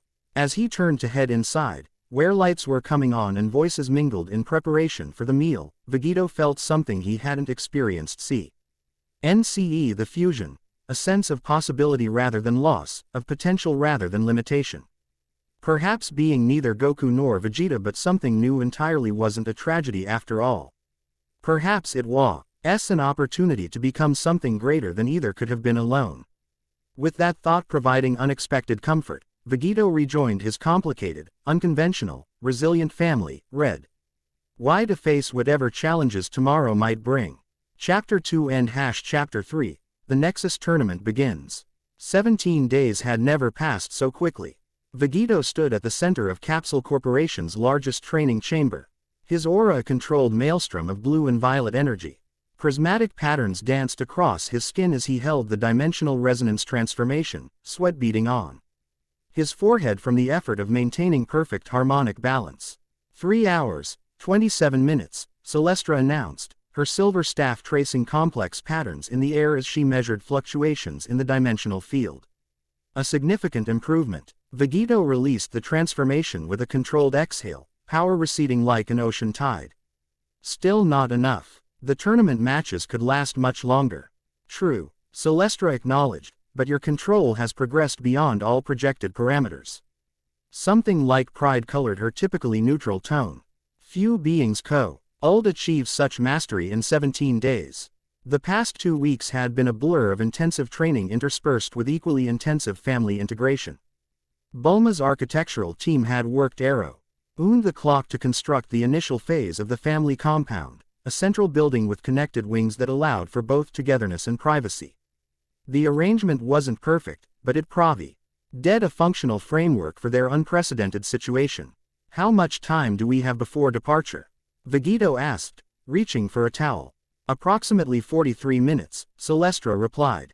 The Grand Priest will open the dimensional passage at precisely the calculated nexus point.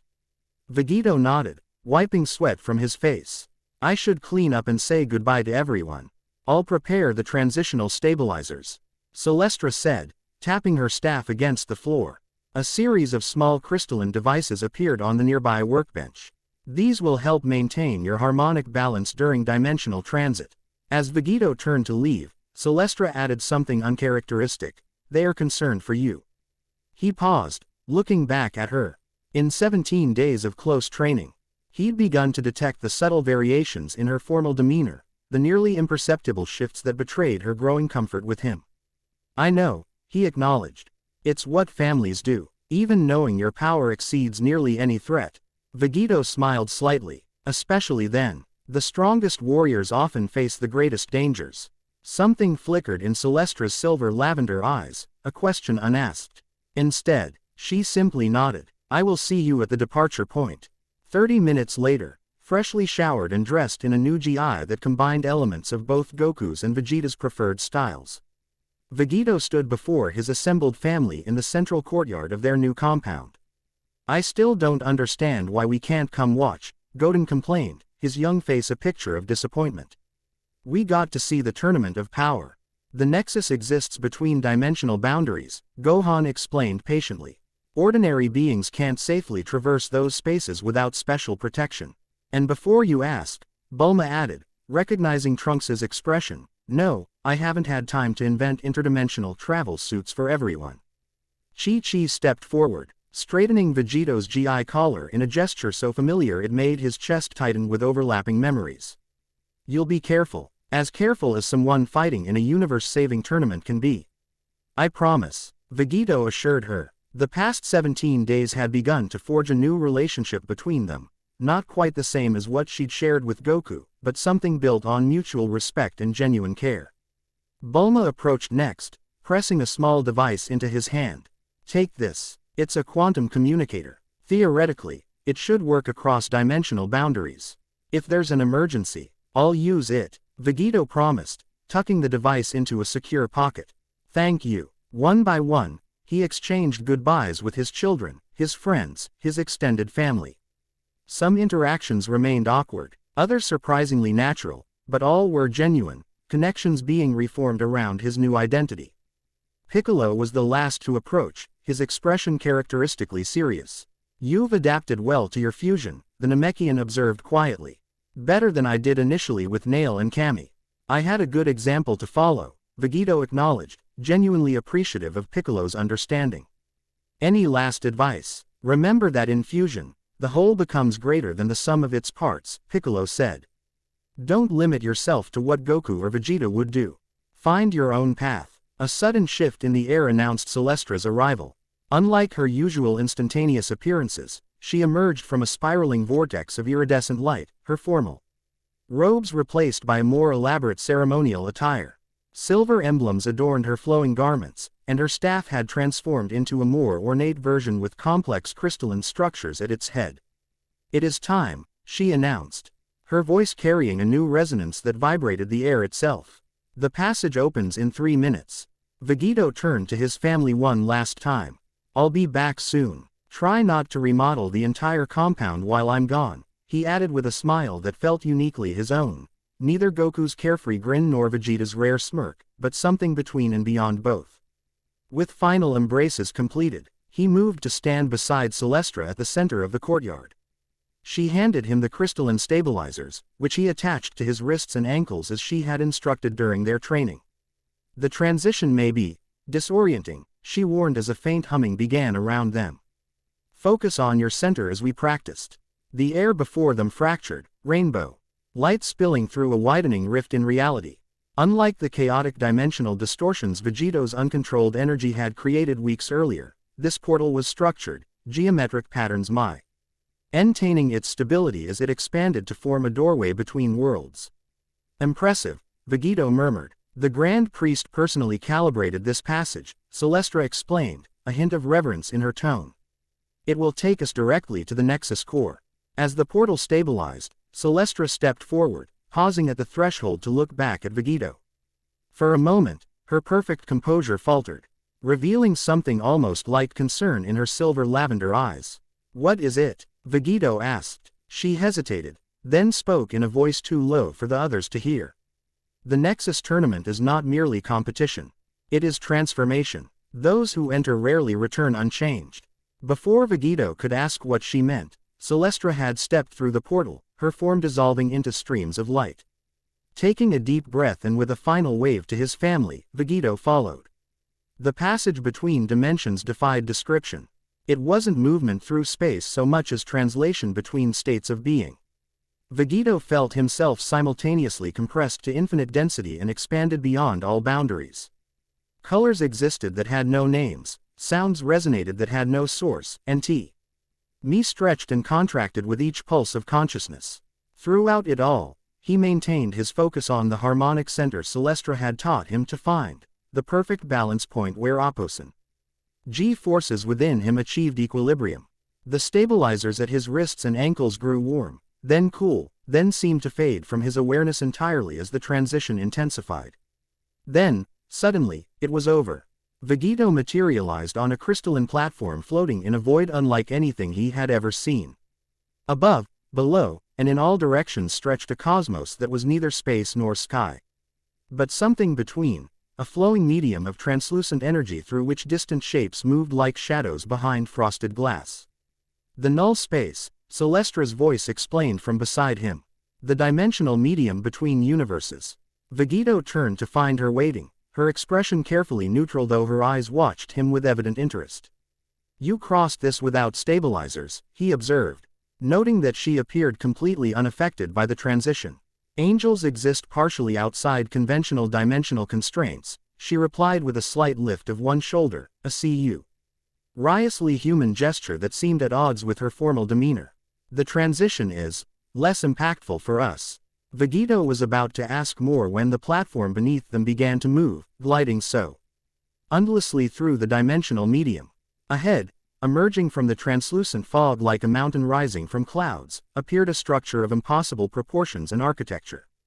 The Nexus core. It resembled no building or stadium Vegito had ever seen. Instead of walls and boundaries, it seemed composed of intersecting dimensional planes, geometric patterns that folded into and through each other, creating spaces that simultaneously existed in multiple states. Crystal spires rose at impossible angles, their surfaces reflecting light that had no visible source. Archways opened onto vistas that couldn't possibly connect to their apparent locations. "It's beyond conventional descriptive parameters," Celestra suggested when words failed him. "The Nexus exists at the confluence of all 12 universes. Its architecture reflects this multidimensional nature." As their platform approached the enormous structure, Vegito became aware of other arrivals, similar crystalline platforms converging from various directions, each carrying representatives from different universes. Some faces seemed vaguely familiar from memories of the Tournament of Power, while others were completely new. Their platform docked at a massive crystal pavilion where several figures already waited. The Grand Priest stood at the center, serene and imposing in elaborate ceremonial attire. Beside him stood the familiar forms of Whis and several other angels, each attending to the destroyer god of their respective universe. Beerus spotted Vegito immediately, his ears twitching with evident interest. "So the fusion anomaly arrives at last," he remarked as Vegito and Celestra approached. "You've caused quite the cosmic stir." "Lord Beerus," Vegito acknowledged with a respectful nod, not quite a bow, maintaining a balance between Goku's casual approach and Vegeta's formal deference. "I trust your nap was refreshing." Interrupted as what it was, Beerus grumbled, though without real heat. His golden eyes studied Vegito with careful assessment. "Whis tells me you've developed a unique transformation. Something beyond what either Goku or Vegeta achieved individually." "Dimensional resonance," Vegito confirmed. "Still mastering its application." Beerus circled him slowly, ears flicking as he sensed the power contained within the fused Saiyan. "Interesting. Very interesting. Your G signature has completely restructured from when I last encountered the temporary version of you." The subject's integration has accelerated beyond all projected parameters, Celestra reported formally. Though Vegito detected a hint of pride beneath her professional tone. Full harmonic stability is expected within 36 standard cycles. Beerus raised an eyebrow at her phrasing. Subject. My, Celestra. Such clinical detachment. And here Whis informed me you developed quite the fascination with our fusion anomaly. A faint lavender tinge colored Celestra's cheeks. I maintain an appropriate professional distance while conducting observations of significant cosmic phenomena, she replied stiffly. Whis coughed delicately into his hand, eyes twinkling with suppressed amusement. Perhaps we should join the others. The Grand Priest appears ready to begin the formal introductions.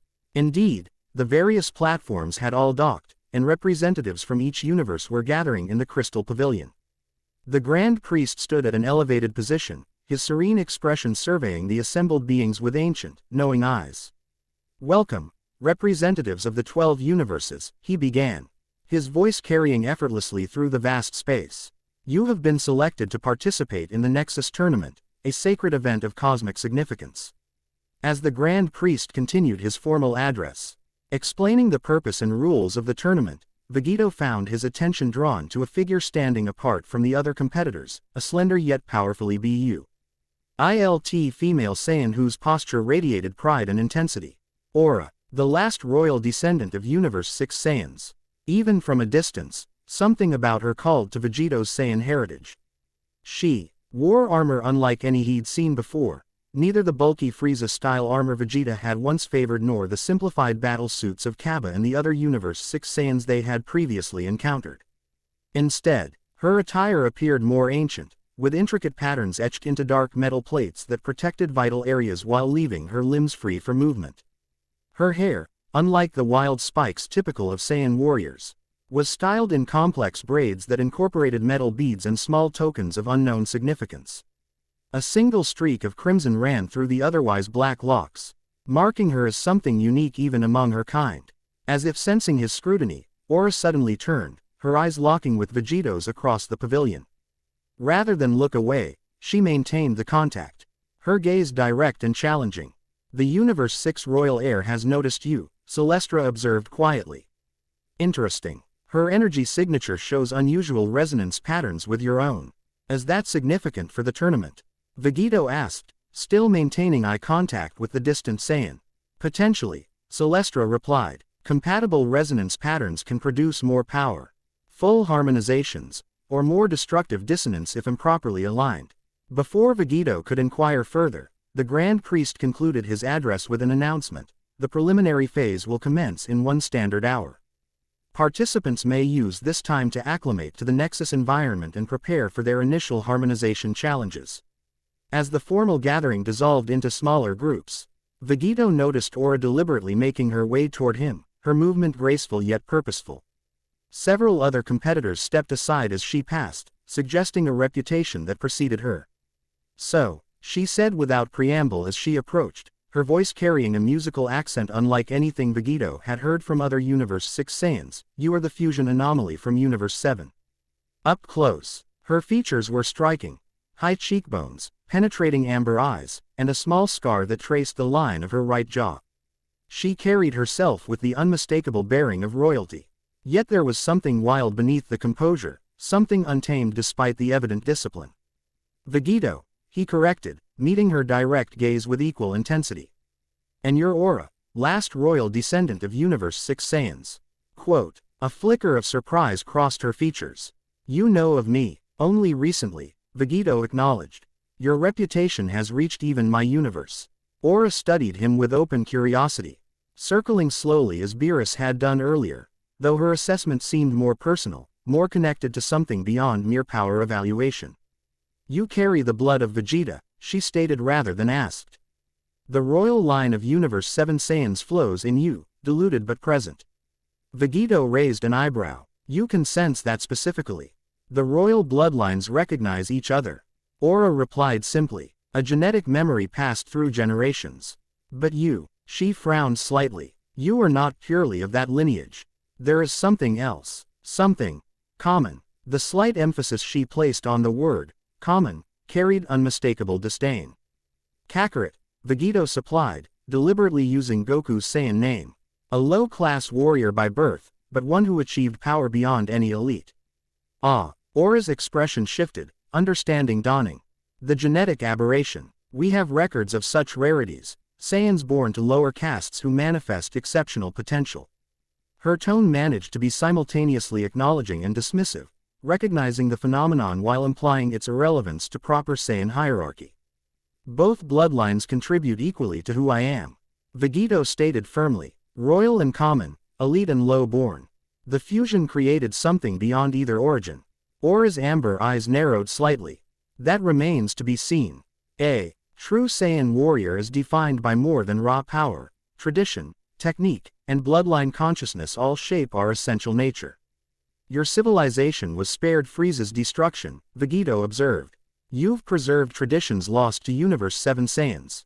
More than preserved, Aura corrected, pride evident in her voice. Refined, purified, while your universe's surviving Saiyans were scattered and corrupted by alien influences, we maintained the true path of Saiyan development. The implied criticism didn't escape Vegito's notice. Different paths, different outcomes. Evolution takes many forms, some more diluted than others, Aura replied with a pointed glance at the pavilion's Earth section, where representatives of various races mingled. Before Vegito could respond, Celestra stepped forward, her silver staff tapping lightly against the crystal floor.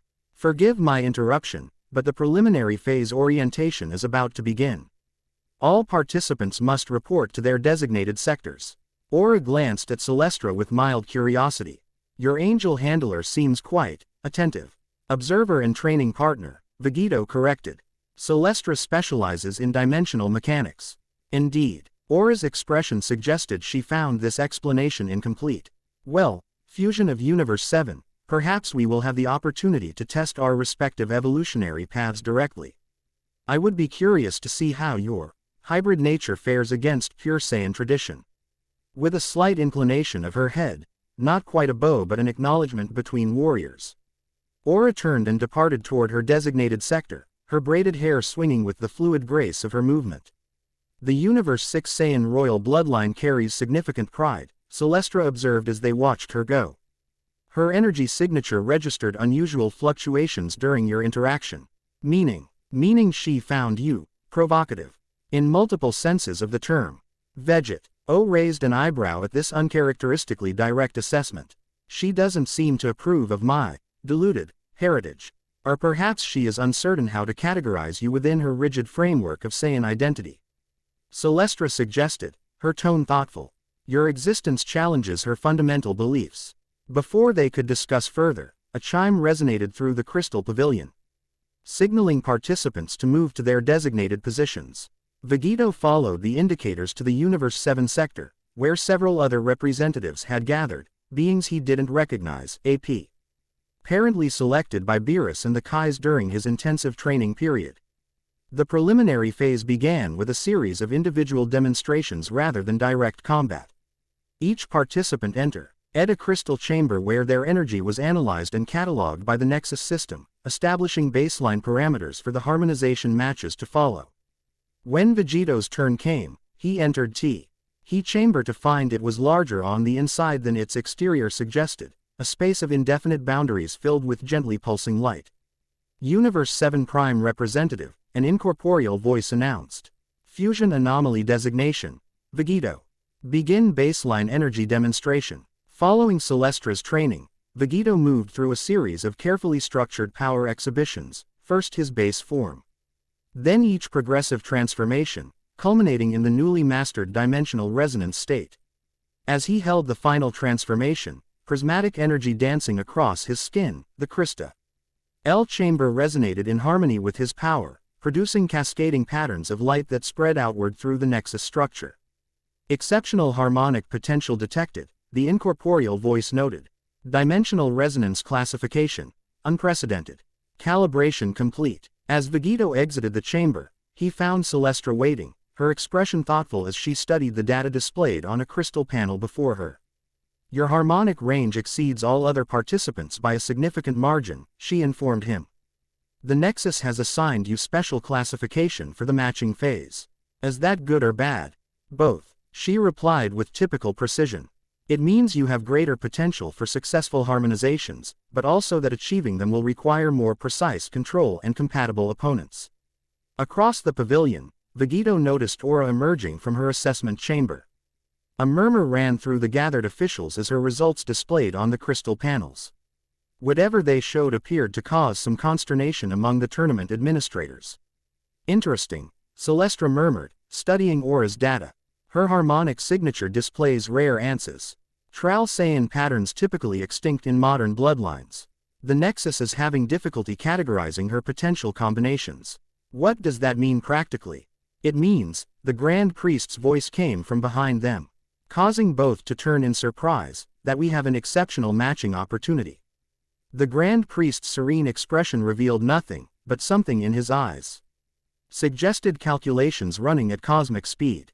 The first formal match of the Nexus tournament will pair Universe 7's Vegito against Universe 6's Aura. Their respective harmonic signatures present unique reharmonization potential. Vegito nodded, unsurprised by this announcement. Something about his brief interaction with Aura had suggested an inevitable confrontation.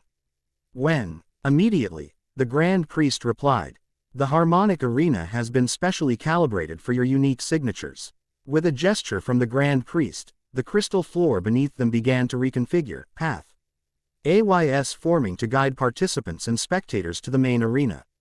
Vegito followed the illuminated path designated for him, Celestra walking beside him until they reached a juncture. "This is where we separate," she explained. "Competitors enter from the cardinal points while observers occupy the peripheral platforms." For a moment, something like concern flickered across her perfect features. "Remember your training," she said. Her formal tone softened slightly. True harmonization occurs at the boundary between perfect opposition and perfect synchronization. Find the balance point. Vegito nodded, appreciating her concern even as he felt a familiar pre-battle excitement building, that quintessentially Saiyan response to worthy competition. "I'll see you after." The path led him through a series of translucent chambers, each shifting and reconfiguring around him as he passed, until finally he emerged onto a platform overlooking the harmonic arena. The arena defied conventional geometry. Rather than a simple fighting ring, it appeared to be composed of intersecting dimensional planes that shifted and moved in response to the energies within them. The surface beneath was sometimes solid, sometimes semi-translucent, occasionally seeming to phase partially out of existence before re-solidifying. The boundaries were marked not by walls or edges but by gradient shifts in the dimensional medium itself. Across the arena, Aura emerged onto a similar platform, her posture regal and composed. She had removed her ornamental armor, now dressed in a form-fitting combat suit of UNF. A familiar design, deep blue with crimson accents that matched the streak in her braided hair. Between them, hovering at the arena's center, the Grand Priest appeared, his voice resonating through the vast space. "The first match of the Nexus tournament will now commence. Universe 7's Vegito versus Universe 6's Aura. The objective is harmonic convergence through authentic combat. Dimensional stabilization protocols are in effect." With these cryptic words, the Grand Priest vanished, leaving Vegito and Aura facing each other across the shifting dimensional planes. For a long moment, neither moved, each assessing the other with the careful evaluation of experienced warriors. Vegito could feel Aura's energy signature, powerful but controlled, with unusual harmonic patterns that seemed somehow familiar despite their exotic nature. "Before we begin," Aura called across the distance, her voice carrying easily in the unusual acoustics of the arena, "I would know which Saiyan disciplines you have mastered." An unusual request before battle, but Vegito understood its significance to her. "I carry the complete fighting knowledge of both Goku and Vegeta, all techniques they mastered throughout their lives." "That is not what I asked," Aura replied, a hint of impatience in her tone. "I asked about Saiyan disciplines specifically. The ancient forms preserved by the royal lineages. Those were lost to Universe 7 when planet Vegeta was destroyed," Vegito explained. Though Vegeta retained some royal combat traditions passed directly through his bloodline. Something like satisfaction flickered across Aura's features. "Then allow me to educate you on what your deluded heritage has forgotten." Without warning, she moved, not the direct charge Vegito had anticipated, but a flowing sequence of positions that seemed almost ceremonial in their precision. Her ki flared not in the typical aura pattern but in geometric configurations around her body, forming momentary symbols that pulsed with concentrated energy. Setic Vol, she announced, completing the sequence. The Royal Saiyan combat discipline of the Sovereign Stars. Vegito recognized elements of the form from fragmented memories inherited from Vegeta, movements his father, King Vegeta, had begun to teach him before Frieza's destruction of their planet. But Aura's version was more complete, more refined, with elements entirely unknown to him. Impressive, he acknowledged genuinely, a living piece of Saiyan heritage. Aura's expression remained proud but softened slightly at his sincere appreciation. It is more than mere heritage. It is the foundation of true Saiyan power, the harmony of body, mind, and bloodline consciousness. Without further preamble, she launched her attack. Her movement defied conventional physics, not just fast but somehow dimensionally efficient, as though she found the shortest possible path through space itself. One moment she stood across the arena, the next she was within striking distance. Her fist carrying energy that twisted in unfamiliar patterns. Vegito blocked the strike, but the contact sent unexpected resonance patterns through his body, temporarily disrupting his ki flow. He adapted instantly, recalibrating his energy to counteract the effect. The sovereign disruptive strike, Aura explained, flowing back into a defensive position. It targets the harmonic frequencies of an opponent's ki, creating momentary dissonance. Effective, Vegito acknowledged, adjusting his stance. But it assumes conventional ki structure. He shifted into his own attack, moving with the fluid unpredictability that characterized his unique fighting style. Neither Goku's adaptive creativity nor Vegeta's technical precision, but a synthesis that incorporated elements of both while adding new dimensions. Aura met his assault with remarkable adaptation, her Setic Vol discipline allowing her to flow around his strikes while maintaining perfect form. They exchanged a flurry of blows, neither gaining clear advantage, each testing the other's capabilities with increasing intensity. The arena responded to their combat, dimensional planes shifting and realigning with each significant energy exchange. Beneath them, the surface rippled like liquid crystal, sometimes becoming temporarily intangible as particularly powerful strikes created harmonic disturbances. You fight well for one without proper Saiyan training, Aura conceded as they separated after a particularly intense exchange. Your fusion grants you advantages even without traditional knowledge. Different paths, different strengths. Vegito replied, rolling his shoulders as he reassessed her capabilities. Your techniques are impressive, but they're not the only valid expression of Saiyan combat potential. Something in his words seemed to trigger a deeper response in Aura. Her amber eyes narrowed, and her energy signature shifted subtly, becoming more focused, more intent. Show me, then, she challenged. Show me what your different path has produced. Transform to your full potential. Vegito considered this request. The tournament's purpose was harmonization through authentic combat, which meant holding back would defeat the very reason they were fighting. As you wish, he agreed, centering himself as Celestra had taught him. But be prepared. This form is still new, even to me. Aura nodded, settling into a formal stance that radiated readiness. Proceed. Vegito began his transformation sequence, not rushing straight to his maximum as he might in desperate battle, but progressing methodically through each stage, allowing Aura to witness the evolution. From base form to Super Saiyan, then to Super Saiyan 2, each familiar golden transformation establishing the progression. Aura watched with studied composure, though her eyes widened slightly as he continued past Super Saiyan 3 into the divine transformations, Super Saiyan God with its crimson aura, then Super Saiyan Blue with its controlled azure power. Impressive, she acknowledged. The divine key transformations. We have legends of such potential in our ancient texts. This isn't the end, Vegito informed her. Power continuing to build as he pushed beyond Super Saiyan Blue. What comes next is something entirely new. The dimensional planes around them began to shift more rapidly as Vegito accessed the dimensional resonance transformation. Prismatic energy cascaded across his skin, his aura shifting from pure blue to something more complex, a field of energy that seemed to exist partially in dimensions beyond conventional perception.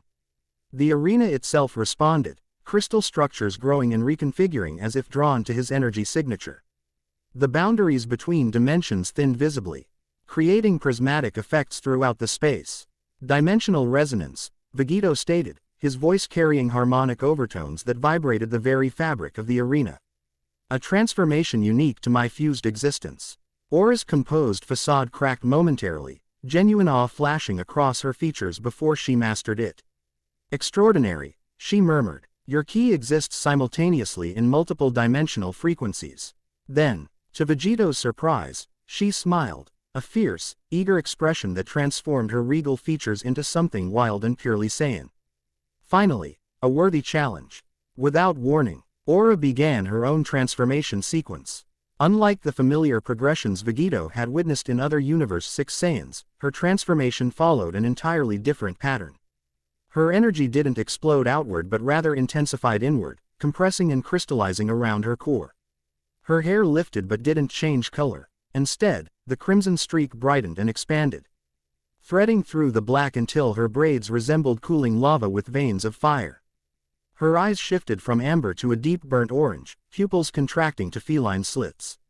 Most remarkably, patterns appeared on her skin, not the electricity of Super Saiyan 2, but deliberate, symmetrical designs that glowed with inner light. They resembled the same symbols her ki had momentarily formed during her initial Setic Vol demonstration, but now they were integrated directly into her physical form. Sovereign Ascendant, she announced, her voice carrying similar harmonic qualities to Vegito's transformed state.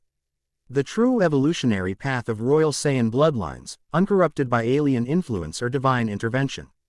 The arena responded to her transformation as it had to Vegito's.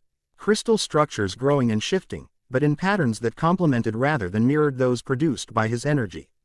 Where his created prismatic fractal expansions, hers generated spiraling lattices of increasing complexity. Your path, Vegito acknowledged with genuine respect. Impressive in its own right. Aura inclined her head slightly, accepting the acknowledgement. Now we may truly begin. Their clash shook the foundations of the Nexus itself. Where before they had been testing and evaluating, now they engaged with their full transformed power. Each strike generated ripples through the dimensional fabric of the arena, creating cascading effects that spread throughout the Nexus core. Vegito's dimensional resonance allowed him to partially phase through conventional space, appearing at unexpected angles and striking from directions that should have been physically impossible. Aura's Sovereign Ascendant granted her perfect positional awareness and the ability to counter with precision that bordered on precognition. They were evenly matched despite the different nature of their powers. When Vegito gained momentary advantage through superior raw strength, Aura countered with technical precision that nullified his opening. When Aura created complex energy constructs through her Setic Vol discipline, Vegito disrupted them with dimensional fluctuations that bypassed their structured defenses. The audience, angels, gods of destruction, and other competitors, watched in stunned silence as the battle escalated beyond anything they had anticipated for an opening match. The Grand Priest himself observed with uncharacteristic intensity, his ancient eyes tracking the harmonic patterns forming and dissolving in the dimensional medium around the combatants. Extraordinary, Whis murmured from his observation platform. They're approaching primary harmonic convergence already. Indeed, Celestra agreed, her silver staff tracing the energy patterns flowing through the arena. Their resonance frequencies are aligning despite the different fundamental nature of their transformations. Below, the battle reached new intensity as both warriors pushed beyond conventional tactics. Aura initiated a sequence of movements that Vegito recognized immediately as a finishing combination, not holding back, but genuinely attempting to overwhelm him with her full power. He responded in kind, channeling his prismatic energy into a concentrated counter-assault. Their techniques collided at the arena's center, creating a perfect moment of opposed forces, negative and positive. Expansion and contraction, divergence and convergence. For a fraction of a second, everything paused. The dimensional medium itself seemed to hold its breath as the opposed energies reached perfect equilibrium. Then, rather than explode outward as similar energy collisions typically would, the balanced forces began to rotate around each other, forming a binary harmonic pattern that pulsed with increasing brightness. Primary harmonic convergence achieved, the Grand Priest announced, his voice carrying satisfying confirmation. Nexus synchronization at 37% capacity. The rotating energy sphere between Vegito and Aura expanded suddenly, enveloping them both in a field of perfectly balanced power. Within this field, Time seemed to slow, and perception expanded. Vegeta found himself simultaneously aware of his physical presence in the arena and of something beyond, a connection to the dimensional framework of reality itself. More surprisingly, he me momentarily aware of Aura not just as an opponent but as a consciousness, glimpsing fragments of her experiences, her training, her dedication to preserving what she considered the true Saiyan legacy. He felt her pride, her isolation as the last royal descendant, her determination to prove the superiority of her evolutionary path. From her slight gasp, he knew she was experiencing something a momentary window into his dual nature, his ongoing identity integration, his struggle to become something beyond the sum of his component parts. The harmonic field collapsed as suddenly as it had formed, returning them to conventional perception. Both warriors dropped to one knee, momentarily disoriented by the intensity of the experience. "What was that?" Aura asked, her voice uncharacteristically uncertain. "Harmonic convergence," Celestra's voice explained as she appeared beside the arena's boundary. "The primary objective of Nexus combat. Your perfectly balanced opposition created a synchronization point that the Nexus harnessed for dimensional reharmonization." Vegeta rose slowly, his transformed state fading as the energy expenditure caught up with him. Across the arena, Aura likewise returned to her base form, her glowing skin patterns receding though the crimson remained prominent in her braids. As the match concluded, Vegeta asked, noting that no victor had been declared. "This phase is complete," the Grand Priest confirmed, appearing between them. "You have achieved primary harmonization successfully, the first competitors to do so. The Nexus has recorded your resonance patterns for further calibration." Aura stood, regal posture returning though fatigue showed in the slight tension around her eyes. "And the victory in the conventional Say is not the primary objective of Nexus combat," the Grand Priest explained patiently. "Successful harmonization is the measure of accomplishment." This answer clearly dissatisfied Aura, whose competitive nature was evident in her expression. "Then we are considered equal in harmonization potential." "Yes," the Grand Priest confirmed. "Though your methods differ significantly, your results achieved comparable reharmonization effect." Vegeta approached Aura, extending his hand in the universal gesture of respect between warriors. "You fought magnificently. Your Cetic Vol discipline is unlike anything I've encountered." Aura regarded the offered hand for a moment, cultural differences creating brief hesitation. Then, with deliberate decision, she clasped his forearm in a more traditional Saiyan warrior's acknowledgement. "Your dimensional resonance is similarly unique," she conceded. "Perhaps there is merit in evolutionary divergence after all." The moment of connection lingered, both warriors taking the measure of the other beyond the heat of combat. Something shifted in Aura's amber eyes, not quite approval, but recognition of worth despite their different paths. As they released the warrior's clasp, a disturbance rippled through the arena. The dimensional medium flickered unnaturally, crystal structures momentarily destabilizing before re-establishing their pattern. "What was that?" Vegeta asked, immediately alert. The Grand Priest's serene expression showed the faintest trace of concern. "A harmonic disruption. Most unusual." Celestra appeared at Vegeta's side, her staff scanning the dimensional frequencies.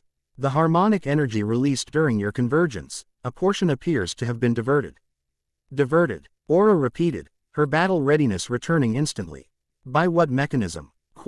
"Unknown," Celestra replied, her silver lavender eyes tracking something invisible to the others. "But the signature indicates deliberate intervention rather than natural dissipation." The Grand Priest made a subtle gesture, and a team of lesser celestial attendants appeared, immediately beginning a comprehensive scan of the arena's dimensional structure. "The remaining matches will proceed as scheduled while we investigate this anomaly. Both of you have performed admirably and may now rest before your next assignments." Though the Grand Priest's tone remained calm, Vegeta sensed underlying concern in the efficiency with which the investigation was organized. Something unexpected had occurred, something that concerned even the cosmic administrators. As they exited the arena through separate pathways, Vegeta found Celestra walking beside him, her expression thoughtful. "That was not a natural harmonic fluctuation," she stated once they were beyond the immediate vicinity of others. "Someone interfered with the energy released during our harmonization." Vegeta asked. "Not interfered," Celestra corrected. "Harvested." A portion was extract D and redirected through dimensional channels I cannot fully trace. Is that significant beyond the obvious theft? Celestra's silver-lavender eyes met his directly. Harmonic convergence energy is among the most fundamental forces in the multiverse, raw potential for dimensional restructuring. In the wrong applications, it could be catastrophically destabilizing. Or powerful, Vegito concluded, understanding the implication. Someone's collecting interdimensional power for a purpose. Precisely. Celestra tapped her staff thoughtfully against the crystal floor. And they specifically targeted the first and strongest harmonization achieved in the tournament. Our match with Aura. Yes. Something like professional admiration colored Celestra's tone. The harmonic convergence you achieved was exceptionally powerful, far beyond anticipated parameters for an initial match. Whoever diverted that energy has sophisticated understanding of dimensional mechanics. They reached a cry. Stal chamber designated as Vegito's rest area between matches, a space that adapted its properties to provide optimal recovery conditions for its occupant. As the entrance sealed behind them, the dimensional properties shifted to create a pocket of familiarity, aspects of Earth's environment integrated into the alien structure. I should report these findings to the Grand Priest immediately, Celestra stated. Though she made no move to leave. But, Vegito prompted, sensing her hesitation. She paused, seeming to choose her words carefully. The dimensional signature of the diversion, it contained elements I've encountered before in my studies of cosmic anomalies. Elements that should not be accessible to conventional beings. Meaning the entity responsible has knowledge of celestial mechanics that exceed normal parameters. Her expression grew troubled. Knowledge potentially of celestial origin. The implication hung heavy between them. Sabotage potentially from within the cosmic hierarchy itself. Should we inform Aura? Vegito asked. Her energy was harvested as well. Celestra considered this. That would be logical. The Universe 6 Saiyan demonstrated exceptional harmonic potential. Her awareness of the situation could provide additional security against further exploitation. I'll speak with her after she's had time to recover, Vegito decided. Our match was intense for both of us. Indeed. Something almost like admiration colored Celestra's typically neutral tone. Her sovereign ascendant transformation was theoretically documented in ancient texts but believed extinct in practice. To witness it executed with such precision was educational. Vegito smiled slightly at her choice of words. Just educational. The faintest hint of lavender colored Celestra's cheeks. Perhaps also aesthetically impressive. This unexpected admission of subjective appreciation caught Vegito's attention. Throughout their training, Celestra had maintained nearly perfect professional detachment, evaluating everything through objective measurement and analysis. This small concession to personal impression represented significant evolution in their interaction. Before he could respond, a subtle vibration ran through the crystal chamber, not the sharp disruption they had experienced earlier, but a gentler pulse like a notification. Your recovery period has been shortened. Celestra explained, interpreting the signal. The tournament schedule has been accelerated following the harmonic disruption. Your next match will commence in 3 hours rather than the originally allocated 6. Against whom? Unknown as yet. The Grand Priest is recalibrating all matchups based on initial harmonization data.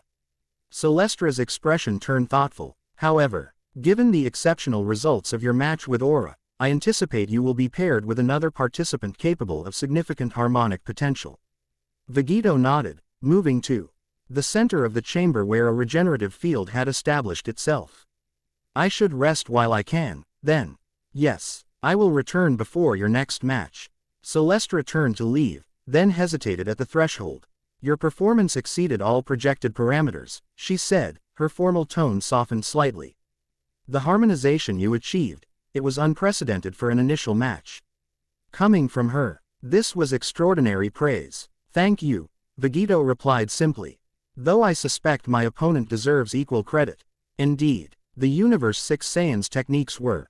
Celestra paused, searching for the right word. Remarkable. Her understanding of harmonic manipulation through traditional methods rivals theoretical models developed over millennia of celestial observation. With this final assessment, Celestra departed, leaving Vegito to his abbreviated recovery period. As he settled into the regenerative field, allowing its energies to restore his depleted reserves, he reflected on the match with Aura and its unexpected consequences. The female Saiyan had proven far more than a simple opponent. Her preservation of ancient Saiyan combat traditions, her unique evolutionary path, her fierce pride in her heritage, all resonated with aspects of Vegeto's own nature, particularly those inherited from Vegeta's royal bloodline.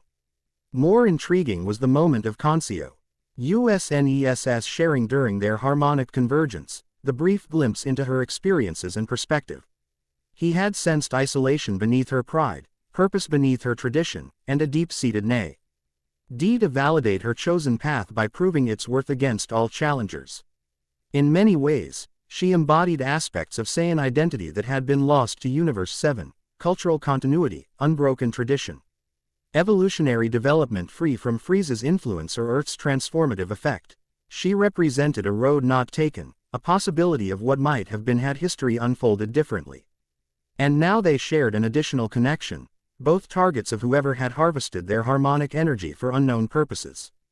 The sabotage added a new dimension to the tournament, suggesting deeper aims being played beyond the official objectives. As the regenerative field worked to restore his energy, Vegito closed his eyes, focusing on integrating the experiences of the match into his evolving identity.